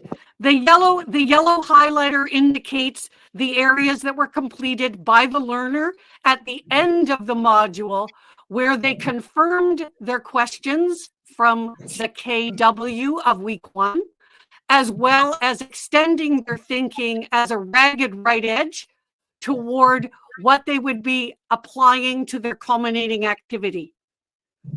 Translation and animation, please.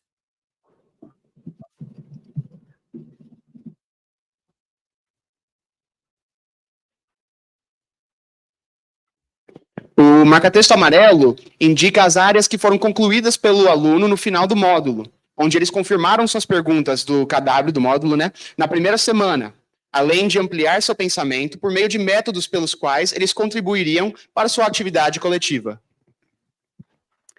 Next slide, please.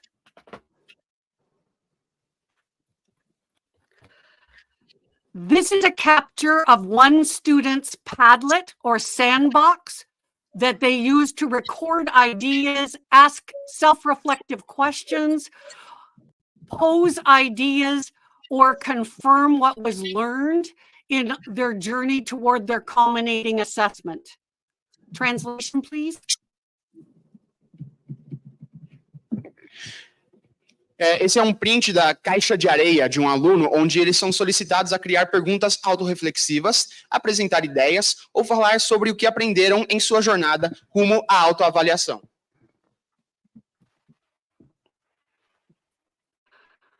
So, given all of these tools and opportunities, what was learned by positioning students as curricular informants and assessment informants in this process? Translation, please. Então, dadas todas essas ferramentas e oportunidades, o que foi aprendido ao posicionar os alunos como informantes curriculares e informantes de avaliação neste processo? Next slide, please. Animations, please. From students, this data illustrates not only what they were able to take away from the KWL, where they were reflecting on ideas individually or drawing on topics of discussion from their pod group, but also the illustration of the use of the Padlet is clear. One student talked about their analysis of growth, while another said, I realized that the point wasn't to go back and correct my misconceptions.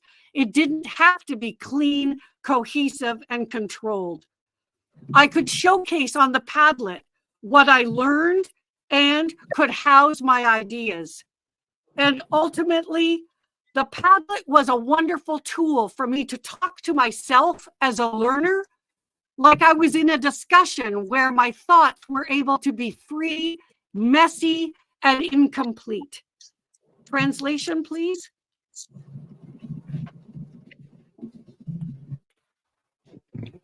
Dos alunos, esses dados ilustram não apenas o que conseguimos tirar do KWL, mas a reflexão sobre ideias individualmente ou crescimento em tópicos da discussão de seu próprio grupo, mas também a ilustração do uso daquela caixa de areia que eles criam. Um aluno analisou seu crescimento e o outro percebeu que o ponto não era voltar e corrigir os seus erros. Não precisava ser perfeito. Ele disse, eu poderia mostrar no tablet como aprendi e armazenei ideias. Foi uma ferramenta maravilhosa para eu falar comigo mesmo, como se fosse um diálogo ou discussão mesmo, onde eu tinha permissão para ser confuso e incoerente. Animation and next slide, please.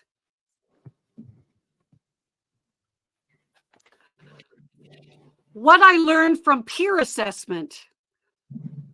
There was an overwhelming celebration of peers, of their ability to offer feedback, ideas, listen carefully without judging, and to celebrate the learning. Many of the students talked about growing their own learning from seeing the work of others and gaining ideas on how to improve their own presentation and culminating activity. One student who was reticent to meet as a member of a group and finally stepped into the conversations with her peers talked about the importance of the discussion element to coursework and course design. Finally, a candidate talked about the importance of offering feedback and how it was easy to recognize her own areas of improvement by highlighting the strengths from her colleagues. Translation, please.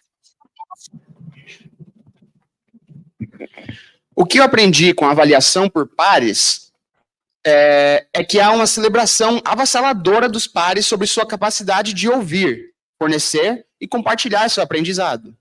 Os alunos falam sobre desenvolver seu próprio aprendizado ao observar o crescimento e o aprendizado dos outros, por meio do crescimento direto e por atividades.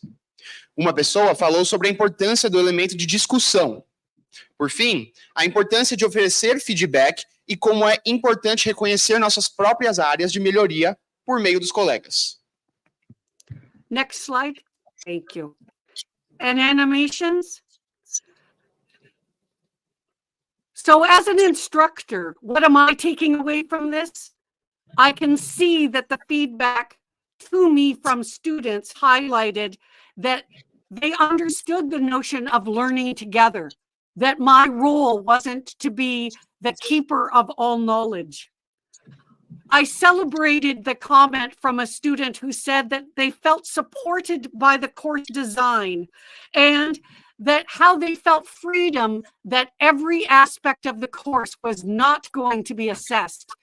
This student went on to talk about the sharing of power between them, the valuing of their self-assessment, comments made by their peers, and my offering of assessment on their final culminating project. Translation, please. Como instrutora, o que eu estou tirando de tudo isso?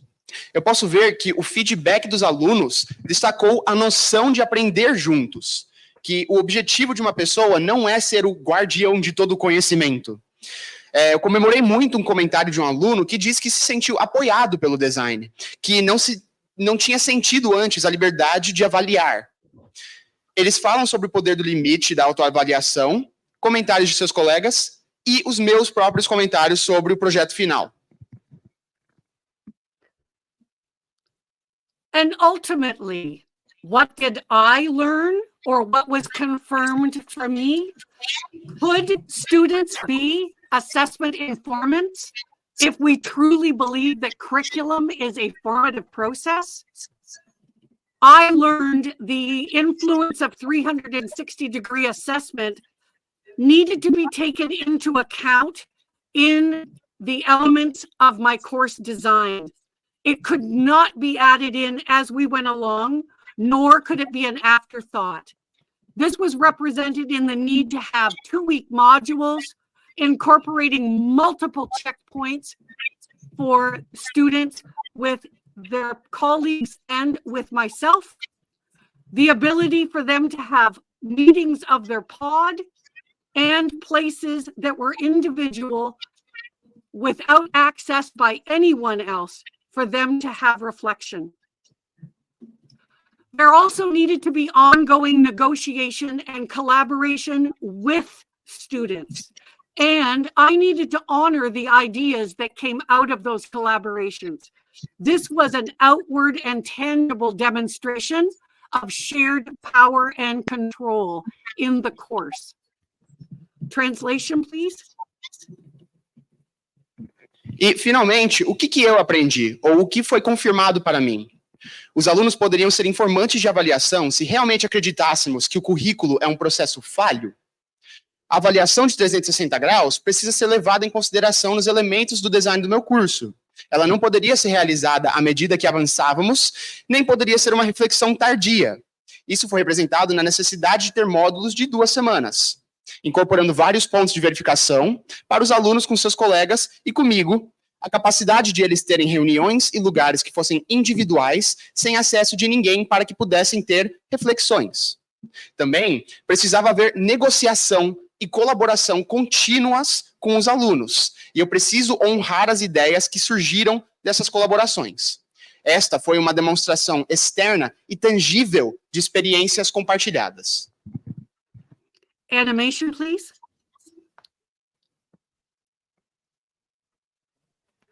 What I found most interesting was the need for multiple opportunities to share ideas and for me to teach students how to give and read feedback.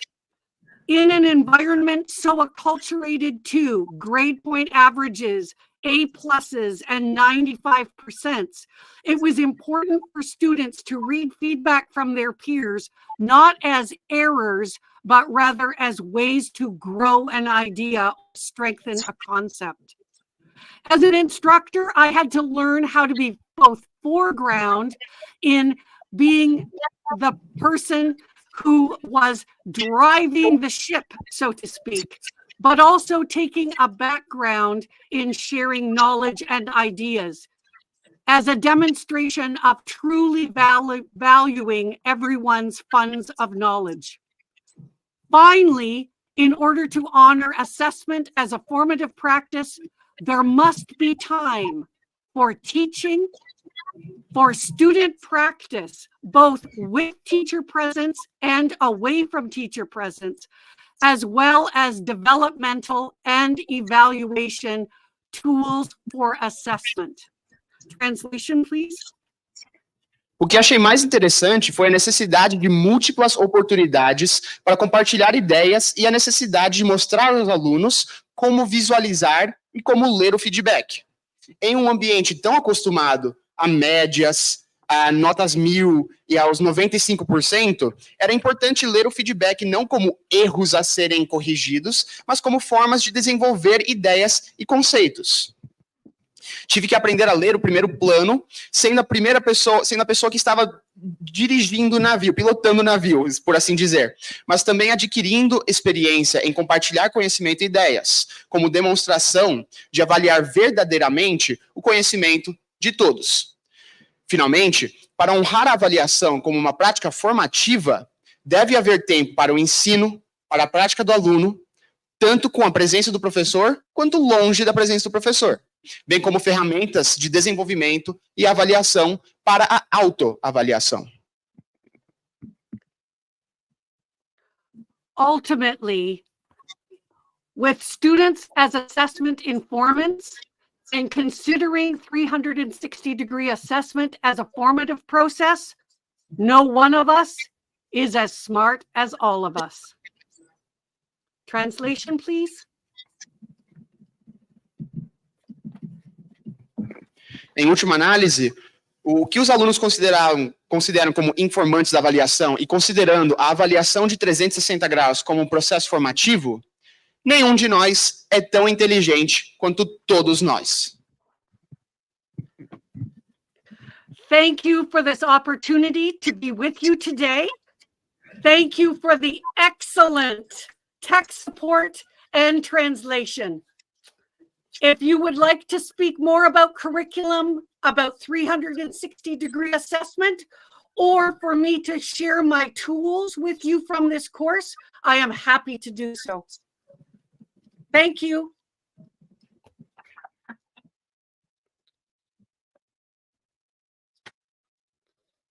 Obrigado pela oportunidade de estar com vocês aqui hoje, pelo suporte técnico e pela tradução.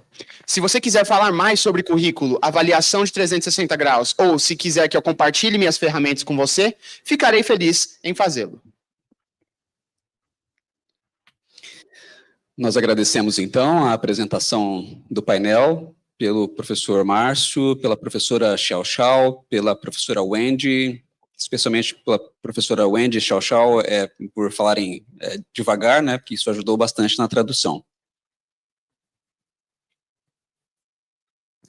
A thank you. I extend a thank you to Wendy Crocker and to Professor Xiao Xiao Du, especially for speaking slowly and clearly to make the translation a little bit easier for us. E agora nós teremos, então, a sessão de perguntas pelos presentes aqui na sala de conferência. And so now we will have an open mic for questions here in the auditorium. Isso, então, aqueles que tiverem alguma pergunta, eu peço que venham até aqui à frente. So those of you who have a question, I would like you to come here. Eu não preciso traduzir, não. Ninguém aqui.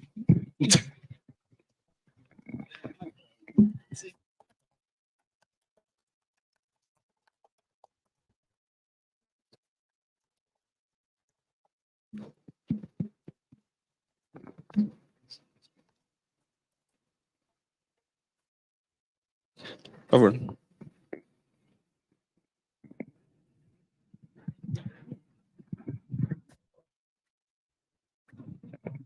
Eu peço que aqueles que forem fazer uma pergunta se apresentem, digam o seu nome, aí façam a pergunta e aí nós teremos a tradução.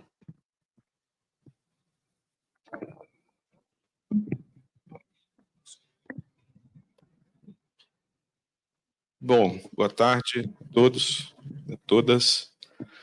Meu nome é Marcelo e eu vou fazer inicialmente uma pergunta para o professor Márcio. Ok? Good afternoon, everyone. My name is Marcelo, and I'm going to ask Professor Márcio a question. Achei bastante interessante. Em primeiro lugar, parabéns pela apresentação, né? A importância de contextualizar, de conscientizar, estava muito presente na sua fala. Trabalhar com análise de livros didáticos não é uma tarefa simples, eu sei, já fiz alguns trabalhos assim, mas me chamou a atenção um dado que você trouxe, dos 3% do consumo relacionado ou relacionados à produção do campo, né? Em especial do café, da soja e da carne bovina. Em primeiro lugar, de onde vem essa fonte? Em segundo lugar, qual seria o quanto deveria ser gasto em termos de água, que seria algo justo, né? Tendo em vista que todos precisam dessa água para produzir. E que desperdício é esse dentro desse percentual? É a primeira pergunta. Obrigado. I found your speech quite interesting. First of all, congratulations. The importance of contextualizing and raising awareness is very present in your speech. Analyzing textbooks is not easy, but what caught my attention was a fact about the 3% of consumption related to the production in the field, especially coffee, soybeans, and beef. Firstly, where does this source come from? Second, how much should be spent in terms of water to be something fair, knowing that everyone needs this water to produce? What is this waste you speak of? Marcelo, obrigado pela pergunta. Acho que esse tema é tão instigante, né, que ele provoca várias reflexões a respeito. Eu também, quando fui fazer os cálculos, né, é um número impressionante. Assim, do ponto de vista da análise do livro didático, né, a gente não está propondo uma solução para esse problema, como isso poderia ser resolvido, né? A gente só está propondo que isso seja discutido em sala de aula, né? Que os estudantes tenham acesso a essas discussões, porque eu acho que esse tipo essa pergunta que você fez, acho que é uma discussão que a sociedade tem que fazer, né? Quer dizer, a partir do momento em que você tem acesso a essas informações, entender o que a gente pode fazer com isso. Ou seja, que tipo de solução a gente poderia ter? Taxar o consumo de água também, né? Que o consumo, esse consumo invisível de água na produção, né? Quer dizer, se esses produtos são exportados, eu poderia taxar isso também para os países que vão importar esses produtos, né, sabendo que eles estão importando água também, além dos produtos, né, que eles... Então, acho que essa é uma discussão da sociedade, né, mas eu fico feliz com a sua pergunta, porque, assim, só de trazer esses dados, né, você já pensou nisso, né, assim, o que a gente pode fazer? E eu acho que levando isso para a sala de aula, os estudantes também talvez façam isso, né? Pensar em soluções, em discussões que a sociedade como um todo possa fazer, né? Eu posso falar, por exemplo, da realidade de Mato Grosso do Sul, né, que é o estado onde eu trabalho. Nós temos vários estudantes que são de escolas do campo, né? Lá tem um curso de licenciatura em educação do campo, e eles acabam falando algumas coisas, né? O que acontece em muitas a produção de soja, por exemplo, é enorme, né? Lá no estado, e muitas vezes ele obtém essa água de graça. Ele fura poços de água, né? Obtém a água para irrigação de graça, não paga absolutamente nada, né, por isso. Muitas vezes essas plantações são poluídas por agrotóxicos, e aí depois vai para o solo, vai para o lençol freático e contamina a água, né? A gente tem o aquífero, um dos maiores aquíferos da América Latina, fica na região centro-oeste, né? Então, esse também é uma questão que poderia ser discutida, né, em sala de aula. Como a indústria é taxada, como o agronegócio é taxado e como as pessoas são taxadas pelo consumo de água, né? Eu não tenho uma resposta, né, assim, para você, mas eu acho que é uma discussão que deveria ser coletiva, e talvez a discussão desses temas possam levar a esse tipo de pergunta, né, que eu agradeço e acho que é muito pertinente. Tá? Thank you for the question. I think that this is a very thought-provoking question. The calculations show impressive numbers. Students need access to these discussions. This question you asked is a discussion that society needs to have. From the moment you have access to this information, we need to think about what we can do with it. How can we tax water consumption since it's somewhat invisible? If it is exported, how can we tax it by the countries that import it, knowing that they are also essentially importing water? I'm happy with the question because just by bringing this data, you thought about it. You know, what can we do? By taking this to the classroom, students can think about what to do with it. See what society as a whole can do. Mato Grosso do Sul, for example, has several students from rural schools where they have a degree, a licensing degree, and they talk about soybean production, which is huge there. And often the producer gets this water for free, drills water holes for free, and often these plantations are polluted by pesticides, and then it goes to the water table and contaminates the water. We have one of the largest aquifers in Latin America in the Central West region. This can also be discussed in the classroom, how industry is taxed and how people are taxed for water consumption, right? I didn't give you a proper answer, but I think the discussion needs to be collective, and the discussion of these topics can lead to this type of question.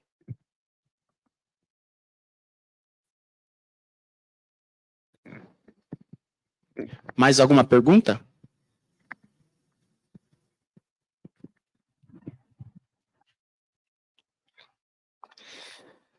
Nós ainda temos tempo para mais uma pergunta.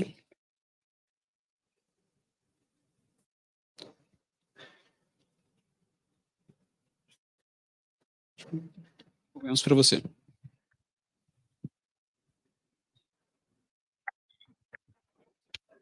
Agora eu vou fazer pergunta para Xiao e Crocker. Bom, eu trabalho, em primeiro lugar, parabéns também pela apresentação. O que me chamou a atenção é que parece que o trabalho que vocês desenvolvem está tudo muito certo. Isso me chamou a atenção. E as dificuldades inerentes a esse processo? Eu fiquei curioso para saber. Porque a gente tem trabalhado com multimodalidade e o quão difícil é, às vezes, o aluno explorar esse elemento importante ao se expressar matematicamente. Então, eu gostaria de que você falasse um pouco sobre isso. Muito obrigado. So this question is for Xiao and Wendy about the work. Well, first off, congratulations on the presentation. What piqued my attention or piqued my interest is that it seems that the work you are developing is all very good and very exact. That caught my attention. What about the difficulties that are inherent to this process? I'm curious to know. We have been working with multimodality and how difficult it is sometimes for students to explore this element when expressing themselves mathematically. I would like you to talk a little bit about that. Xiao, you please go first. Thank you. Thank you for excellent and also easy to answer question. Number one, I would like to agree that there are choices, opportunities, along with challenges, especially in the aspect of assessment.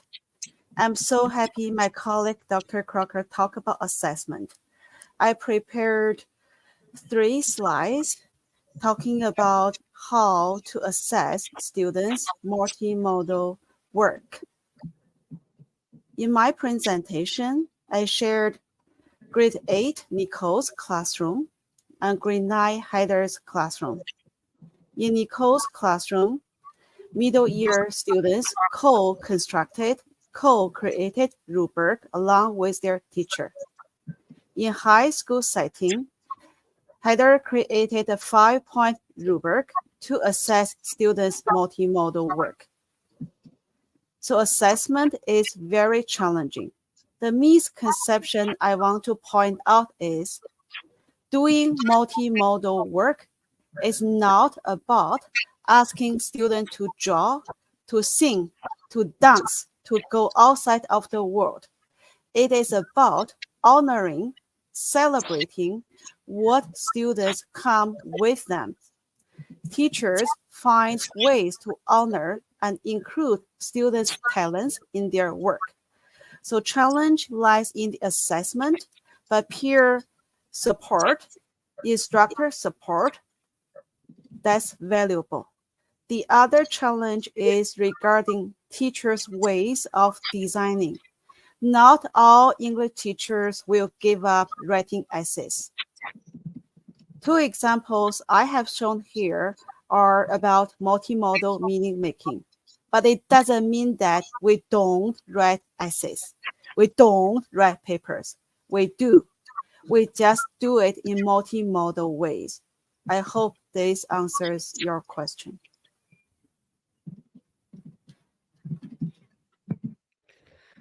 Thank you, Dr. Du. I was going to suggest that there's power in co-construction. And I think when my colleague and I were sharing more humanities and social sciences based opportunities for co-construction and negotiation, one of the first things in a precise subject like mathematics, the instructor and the students need to consider what, for want of a better term, what is that confidence band? What is it that I'm going to tolerate as difference on either side? And then being able to talk about that difference. I'm just going to add that to my comments from my colleague for the translator. Thank you.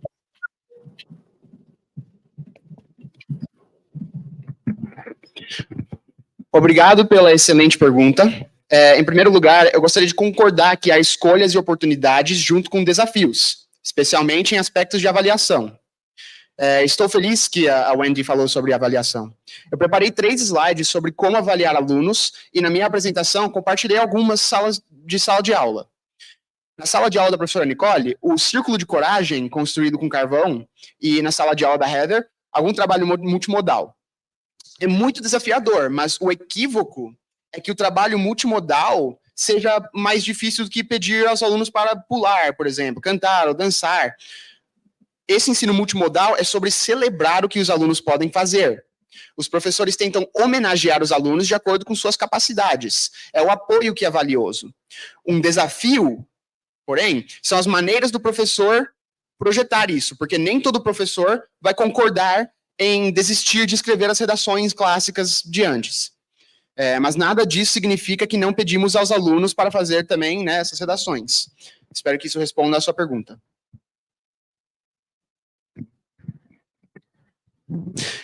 Desculpa, da Wendy. Eu ia sugerir que há poder na co-construção.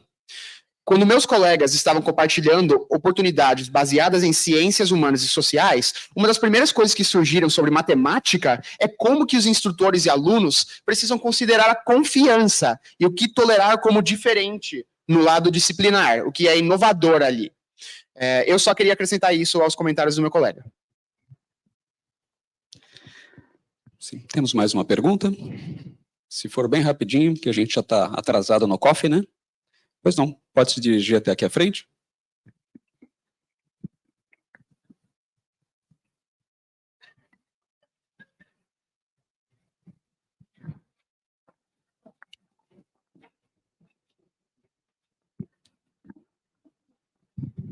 Boa tarde a todos. Boa tarde, professoras, professor. Foi muito rico nossa conversa hoje aqui. E como eu trabalho na área da inclusão, eu gostaria de perguntar para a doutora Xiao sobre a inclusão, porque ela falou bastante dos indígenas, né? E eu gostaria de saber das pessoas com deficiência, como que funciona na realidade escolar da cidade que ela trabalha. Obrigada.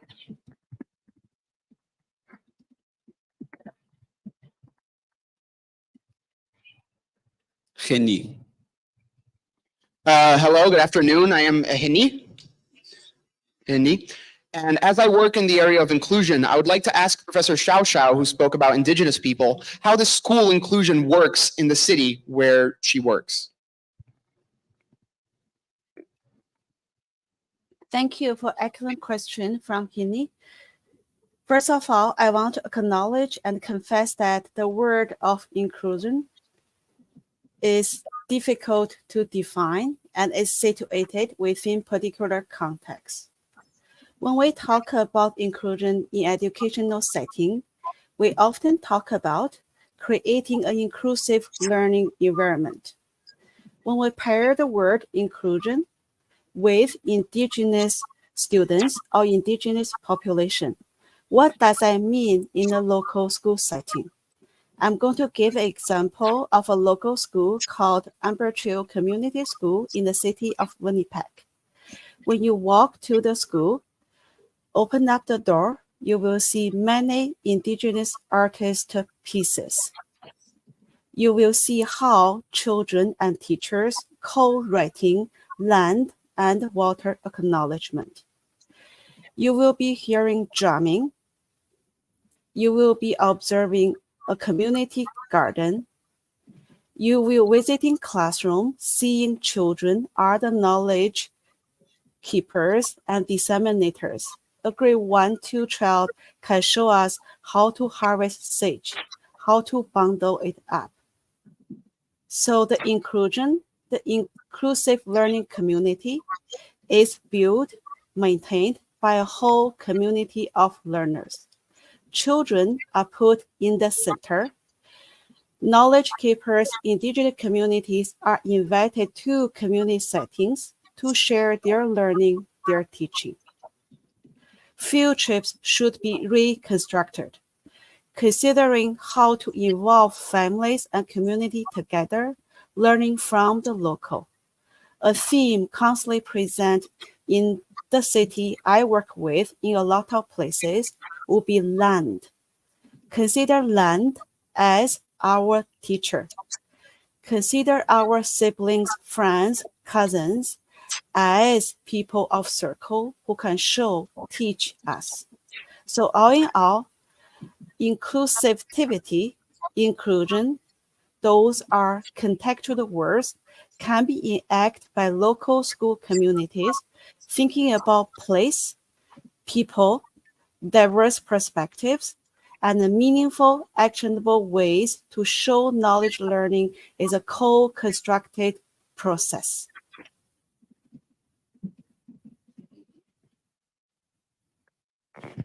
Muito obrigado pela pergunta. Quero reconhecer que a palavra inclusão é um pouco difícil de definir e debatida em contextos curriculares. Quando falamos sobre inclusão, geralmente falamos sobre criar um ambiente de aprendizagem inclusivo. A palavra inclusão com alunos indígenas, o que isso significa exatamente em um ambiente escolar? Há uma escola local, aqui na cidade de Winnipeg, e quando você anda pela escola, você pode ver muitas peças de arte indígena e o reconhecimento dessas peças por alunos e professores. Você verá crianças que têm muito conhecimento, espalhando esse conhecimento sobre os povos indígenas. Então, em termos de inclusão, ela é construída por toda a comunidade de alunos. As crianças são colocadas no centro aqui, e os ambientes comunitários compartilham seu aprendizado e seu ensino. Na cidade em que eu trabalho, vão ser os irmãos, os primos, etc., que ensinam e mostram a qualquer um de fora a atividade inclusiva, que também pode ser encenada pela equipe de escola, trazendo maneiras significativas de aprender por meio de um processo co-construtivo. Obrigado. Nós temos ainda uma última pergunta?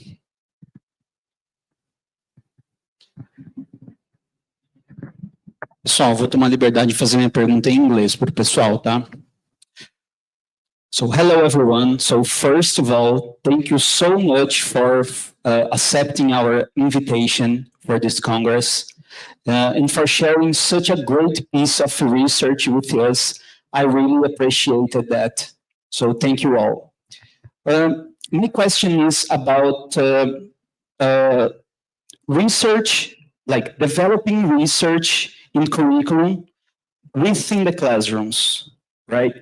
And specifically, how time management works in the classrooms and developing research at the same time. So how do you guys negotiate with teachers or even with parents developing a research on curriculum in classrooms and keeping time management of the classes as well? So thank you. Olá a todos. Então, antes de tudo, muito obrigado por aceitarem o nosso convite para este congresso e por compartilharem uma pesquisa tão boa conosco. Eu realmente aprecio muito isso. A minha pergunta é sobre pesquisa e, especificamente, como desenvolver pesquisas sobre currículos nas salas de aula. E, especificamente, como a gestão do tempo funciona nas salas de aula e desenvolve pesquisas ao mesmo tempo. Então, como vocês negociam com professores ou mesmo pais que desenvolvem pesquisa sobre currículos nas salas de aula, mantendo a gestão do tempo intacta?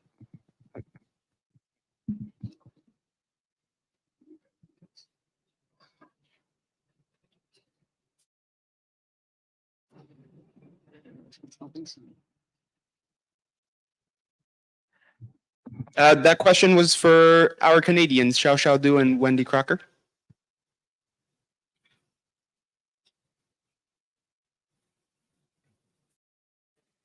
Thank you for the excellent and the challenging question. The first point comes to mind is, as researchers, we need to rethink what research means. In my teaching and researching with teachers, I have always considered them as researchers. We need to highly value classroom research. Number two, how to make research in classroom settings manageable and meaningful. Two examples I have shown in today's presentation are from grad students. They were doing their coursework and completing their project together. So it's kind of part of their academic requirement per se. but they are also researchers in their own classroom setting. Number 3 point. How do we collaborate with classroom teachers from higher education institutions? Can teachers have more time to do research that is valued in academic world? How do we rethink research and collaborate with classroom teachers and bring real-life experiences back to the classroom setting and celebrate knowledge mobilization in a different but meaningful way? All in all, I see classroom teachers as researchers. I celebrate, promote classroom research, not just those can be found in journal articles and conference settings, but conferences are certainly helpful, and we can make it more inclusive for teachers to be part of the researcher and educator panel. Thank you. Obrigado pela pergunta encantadora. O primeiro ponto que me vem à mente é como precisamos repensar o que significa a palavra pesquisa. No meu ensino, sempre considerei os alunos em si como pesquisadores. Precisamos avaliar a pesquisa em sala de aula. Como tornamos a pesquisa valiosa e significativa? 2 exemplos que eu mostrei na minha apresentação foram sobre os alunos, fazendo seus trabalhos dentro da sala e concluindo um projeto juntos como parte de sua redação. Eles são seus próprios pesquisadores dentro do ambiente de sala de aula. Número 2, como colaboramos com professores do ensino superior? Os professores têm a oportunidade de fazer pesquisas que são valorizadas dentro do mundo acadêmico. Como podemos colaborar com eles e trazer experiências da vida real de volta ao ambiente de sala de aula de uma forma diferente, mas significativa? Vejo os professores de turma como pesquisadores também. Artigos e conferências gerais são úteis e podem tornar as coisas mais inclusivas também. Professor Wendy, would you like to add anything to this answer? My colleague always sums up things so very well. You can tell we all came from the same institution, right? I think there are 2 things that I'd like to highlight. The first one would be piggybacking on what Dr. Du said about rethinking what we mean by research. Good teachers do research every day. They try something, they find out whether or not it works, they collect the data from student work or by talking to the students, and then they evaluate, where are the misconceptions, where are the places where students are challenging my thinking, where are they extending what I thought I was going to get in response to that question. And we have to be ready to honor the fact that sometimes the research goes outside the lines, which is action research. It's celebrating what goes beyond the bounds of a traditional research agenda or research design. And I thought Dr. Du did an excellent job talking about that in the classroom. And I just wanted to highlight the use of action research as kind of a scholar practitioner response to what teachers and educators are doing every day. Coupled with that, my second point is that researchers in academic institutions need to remember where we have come from, especially in education. The majority of us have spent our time in classrooms, and it's because of our either curiosity or wonderings or explorations that we're desiring to do things differently or better or with that critical lens. What could be? Who's missing from this question? How do you tax water that's being exported in meat? I think that in the academic institution, we're given more parameter to explore ideas that are different from what a government agenda in the K-12 setting enables teachers to explore. So to that end, in our coursework in institutions, we have to give our professional students, that is, those who are coming from work during the day and they're taking a graduate degree at night, We have to give them the latitude to be exploring the things that they are looking at in their classrooms every day through a research lens, so that we're really coupling, as Dr. Du said, that knowledge mobilization. We're really pivoting on that idea of being a scholar practitioner and not just someone who works in a classroom or someone who works in academia, but actually being able to bridge both. Thank you. Tá. A bateria está acabando aqui, então não sei se eu vou conseguir terminar a pergunta, mas vamos lá. Há duas coisas que eu gostaria de destacar. Bons professores fazem pesquisas todos os dias. Eles coletam dados para o trabalho dos alunos, eles conversam com os alunos e eles avaliam, onde estão os equívocos? Onde estão os lugares onde os alunos estão desafiando o meu pensamento? Onde eles estão estendendo o que eu pensei que obteria em resposta?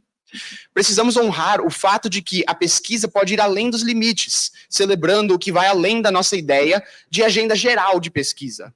A doutora Du fez um excelente trabalho falando sobre isso em sala de aula. E eu gostaria de celebrar a pesquisa ativa, sobretudo. Meu segundo ponto é que os pesquisadores em instituições acadêmicas precisam se lembrar de onde viemos, especialmente na educação. A maioria de nós passou nosso tempo em salas de aula. E é por curiosidade, admiração ou exploração que somos projetados para fazer as coisas de forma diferente, ou melhor, ou com essa lente crítica, o que poderia ser. Quem está faltando nessa pergunta? O que está sendo explorado? Eu acho que em instituições acadêmicas precisamos de ideias que sejam diferentes do que a nossa agenda governamental permite que os professores explorem. Nas instituições, temos que dar aos nossos estudantes profissionais, ou seja, aqueles que vêm do trabalho durante o dia e fazem uma pós-graduação à noite, se eles têm permissão para explorar as coisas que estão vendo em suas salas de aula todos os dias. Então, estamos realmente unindo essa mobilização de conhecimento e sendo um acadêmico praticante, não apenas alguém que trabalha em sala de aula. Teremos também a participação aqui do professor Márcio.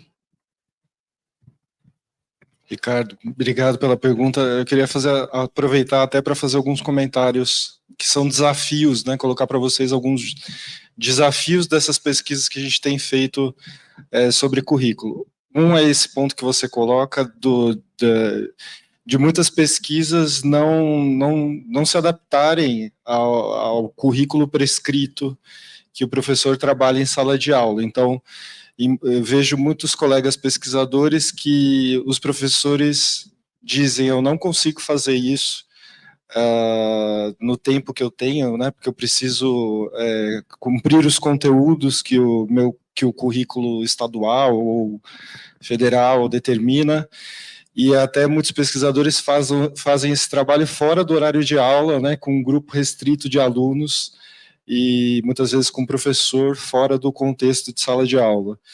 Então, um movimento que a gente tem feito é buscar que esse professor crie, são micromovimentos em sala de aula, não para mudar totalmente a sua prática, mas que ele siga a prática profissional dele, modifique pequenas coisas, faça pequenas discussões, insira pequenos debates em sala de aula, para que essa postura comece a ser modificada de alguma maneira, né?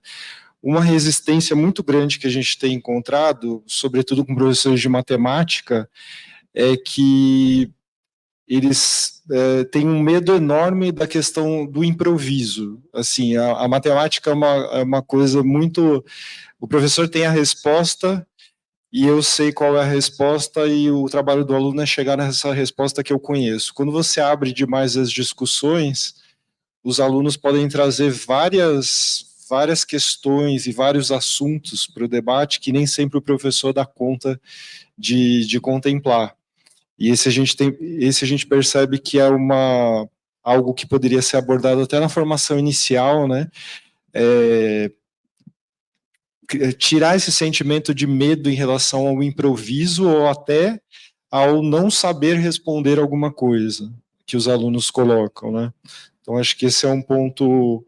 E outra discussão muito forte nessa dimensão sociopolítica que eu coloco, a resistência dos professores de falar que isso não é matemática, né? Não só dos professores, como colegas pesquisadores também, de falar, não, isso que você está falando deixa para sociologia, para filosofia, isso não é assunto para ser tratado na aula de matemática. E aí o nosso posicionamento político é muito forte em relação a isso. Isso está no livro de matemática e pode ser discutido nas aulas de matemática.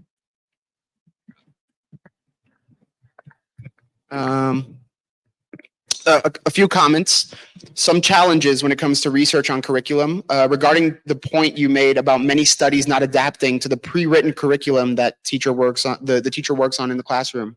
I see many fellow researchers where teachers say, oh, I can't do this. I can't cover the contents of the state or federal curriculum. And many do this work outside of the classroom with a restricted group of students. One movement we have made is micro movements in the classroom, not to change their practice, but to encourage them to continue their practice with small modifications, small debates in the classroom so that this attitude begins to be modified in some way.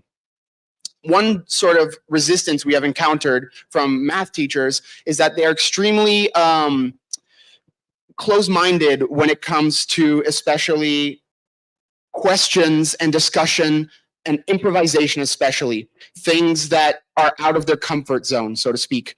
And so because of that, they would like to avoid any question that doesn't follow the basic formula that math teachers usually go for, which is something along the lines of, I have the answer, the student needs to know the answer, get there in any way, shape, or form.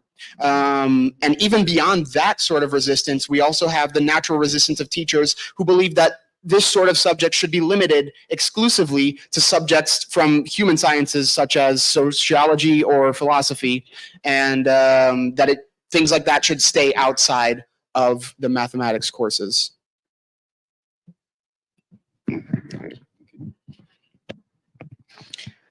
Nós agradecemos, então, a todos os presentes. Estamos finalizando, então, o painel número 3, Currículo e Processos Formativos, Perspectivas Internacionais. Agradecemos a presença dos palestrantes, professora Wendy, professora Xiao Xiao, professor Márcio, e agradecemos a presença de também todos os que estão aqui nos assistindo. Agora nós teremos um breve coffee break e, em seguida, teremos a atividade cultural Guitarrista Moisés Alcântara. Boa tarde a todos.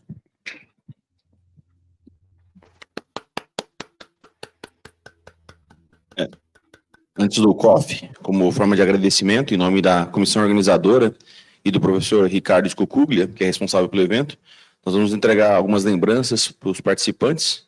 Estamos muito agradecidos pela presença de vocês, por compartilhar seu conhecimento, suas experiências. E também informamos que, após o coffee break, após, na verdade, a apresentação cultural, que vai ser passada a lista de presença. Então, vamos para o coffee break agora, teremos a apresentação cultural com Moisés e, após, será passada a lista de presença. Podemos retornar aqui em 15 minutos.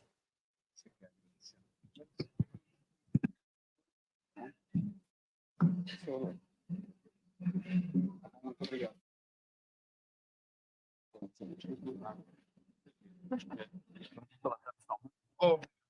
Deve estar exausto, né? Valeu, você é muito bom. É meu... Deve estar exausto, né? Qual é o seu nome? Ótimo, Luiz. Você aqui foi o meu primeiro trabalho de internet? Vou te dizer que você já veio trabalhando? Eu já participei de vários eventos e já vi vários tradutores. Você é muito talentoso. Obrigado, cara. Muito mesmo. Foi ótimo. Excelente. Parabéns. Parabéns. Obrigado. Foi uma honra. Se esse foi seu primeiro trabalho, nós vamos próximo, cara. Sou privilegiado, tenho muita sorte de ter a formação do inglês, sabe? Eu já participei de eventos. Eu sei a dificuldade que é, não é só saber o inglês. É muito mais isso. Você foi perfeito. Obrigado. Parabéns. Você estuda aqui no IBIS? Estudo aqui no IBIS. Estou fazendo meu quarto ano aqui de tradução. Só que a tradução, ela não... Eu estava um pouquinho nervoso chegando aqui, porque... a tradução, ela não equipa um aluno para intérprete. Mas foi ótimo, cara. Obrigado. Valeu.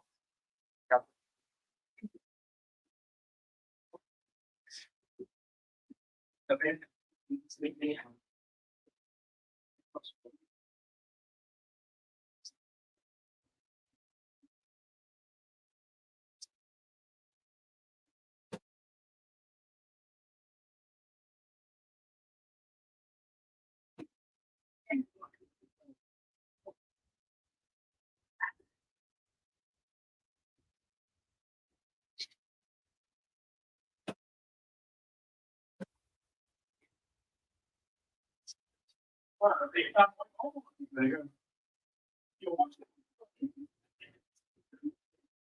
Aí é foda, mano. Eu tenho que...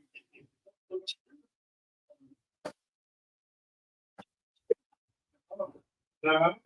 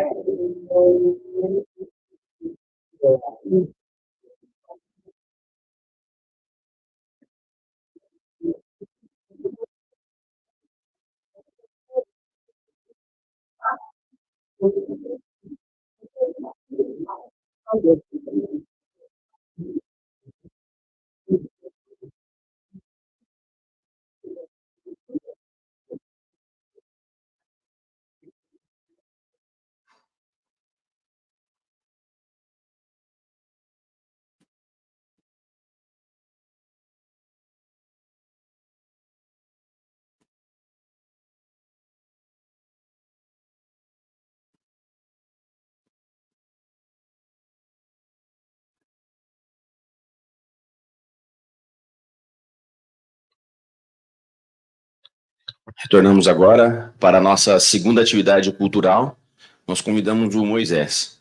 Moisés, ele é músico e guitarrista, iniciou a sua trajetória ainda muito cedo na música, aos 12 anos. Além da música, sua outra paixão é a matemática, da qual é aluno do IBIUSC. Ao longo da graduação, já realizou projetos e pesquisas sobre astronomia e matemática nas escolas, e hoje realiza pesquisas e desenvolve trabalhos como orientado do professor doutor Ricardo Scucuglia Rodrigues da Silva, onde une suas duas paixões, a matemática e a música. Esperamos que apreciem a nossa atividade cultural dessa tarde. Com vocês, Moisés Alcântara.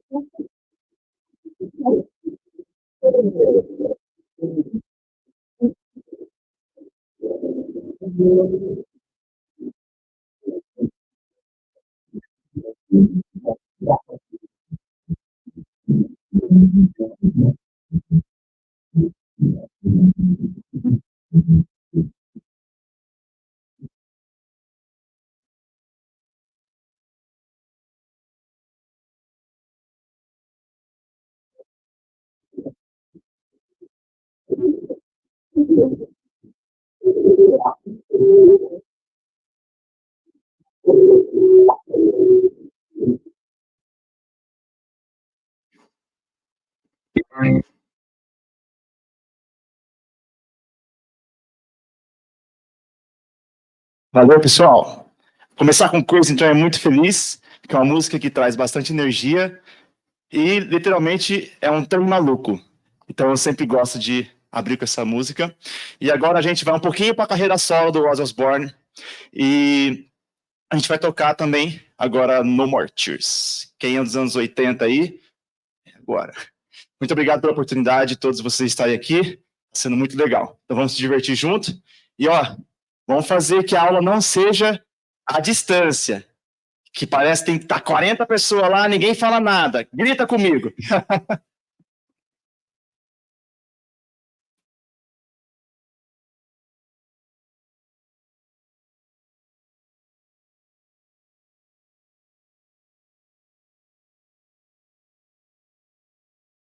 Eu espero que o som tá bem melhor aqui na frente. Se quiser vir, tá bom. Galera do fundão.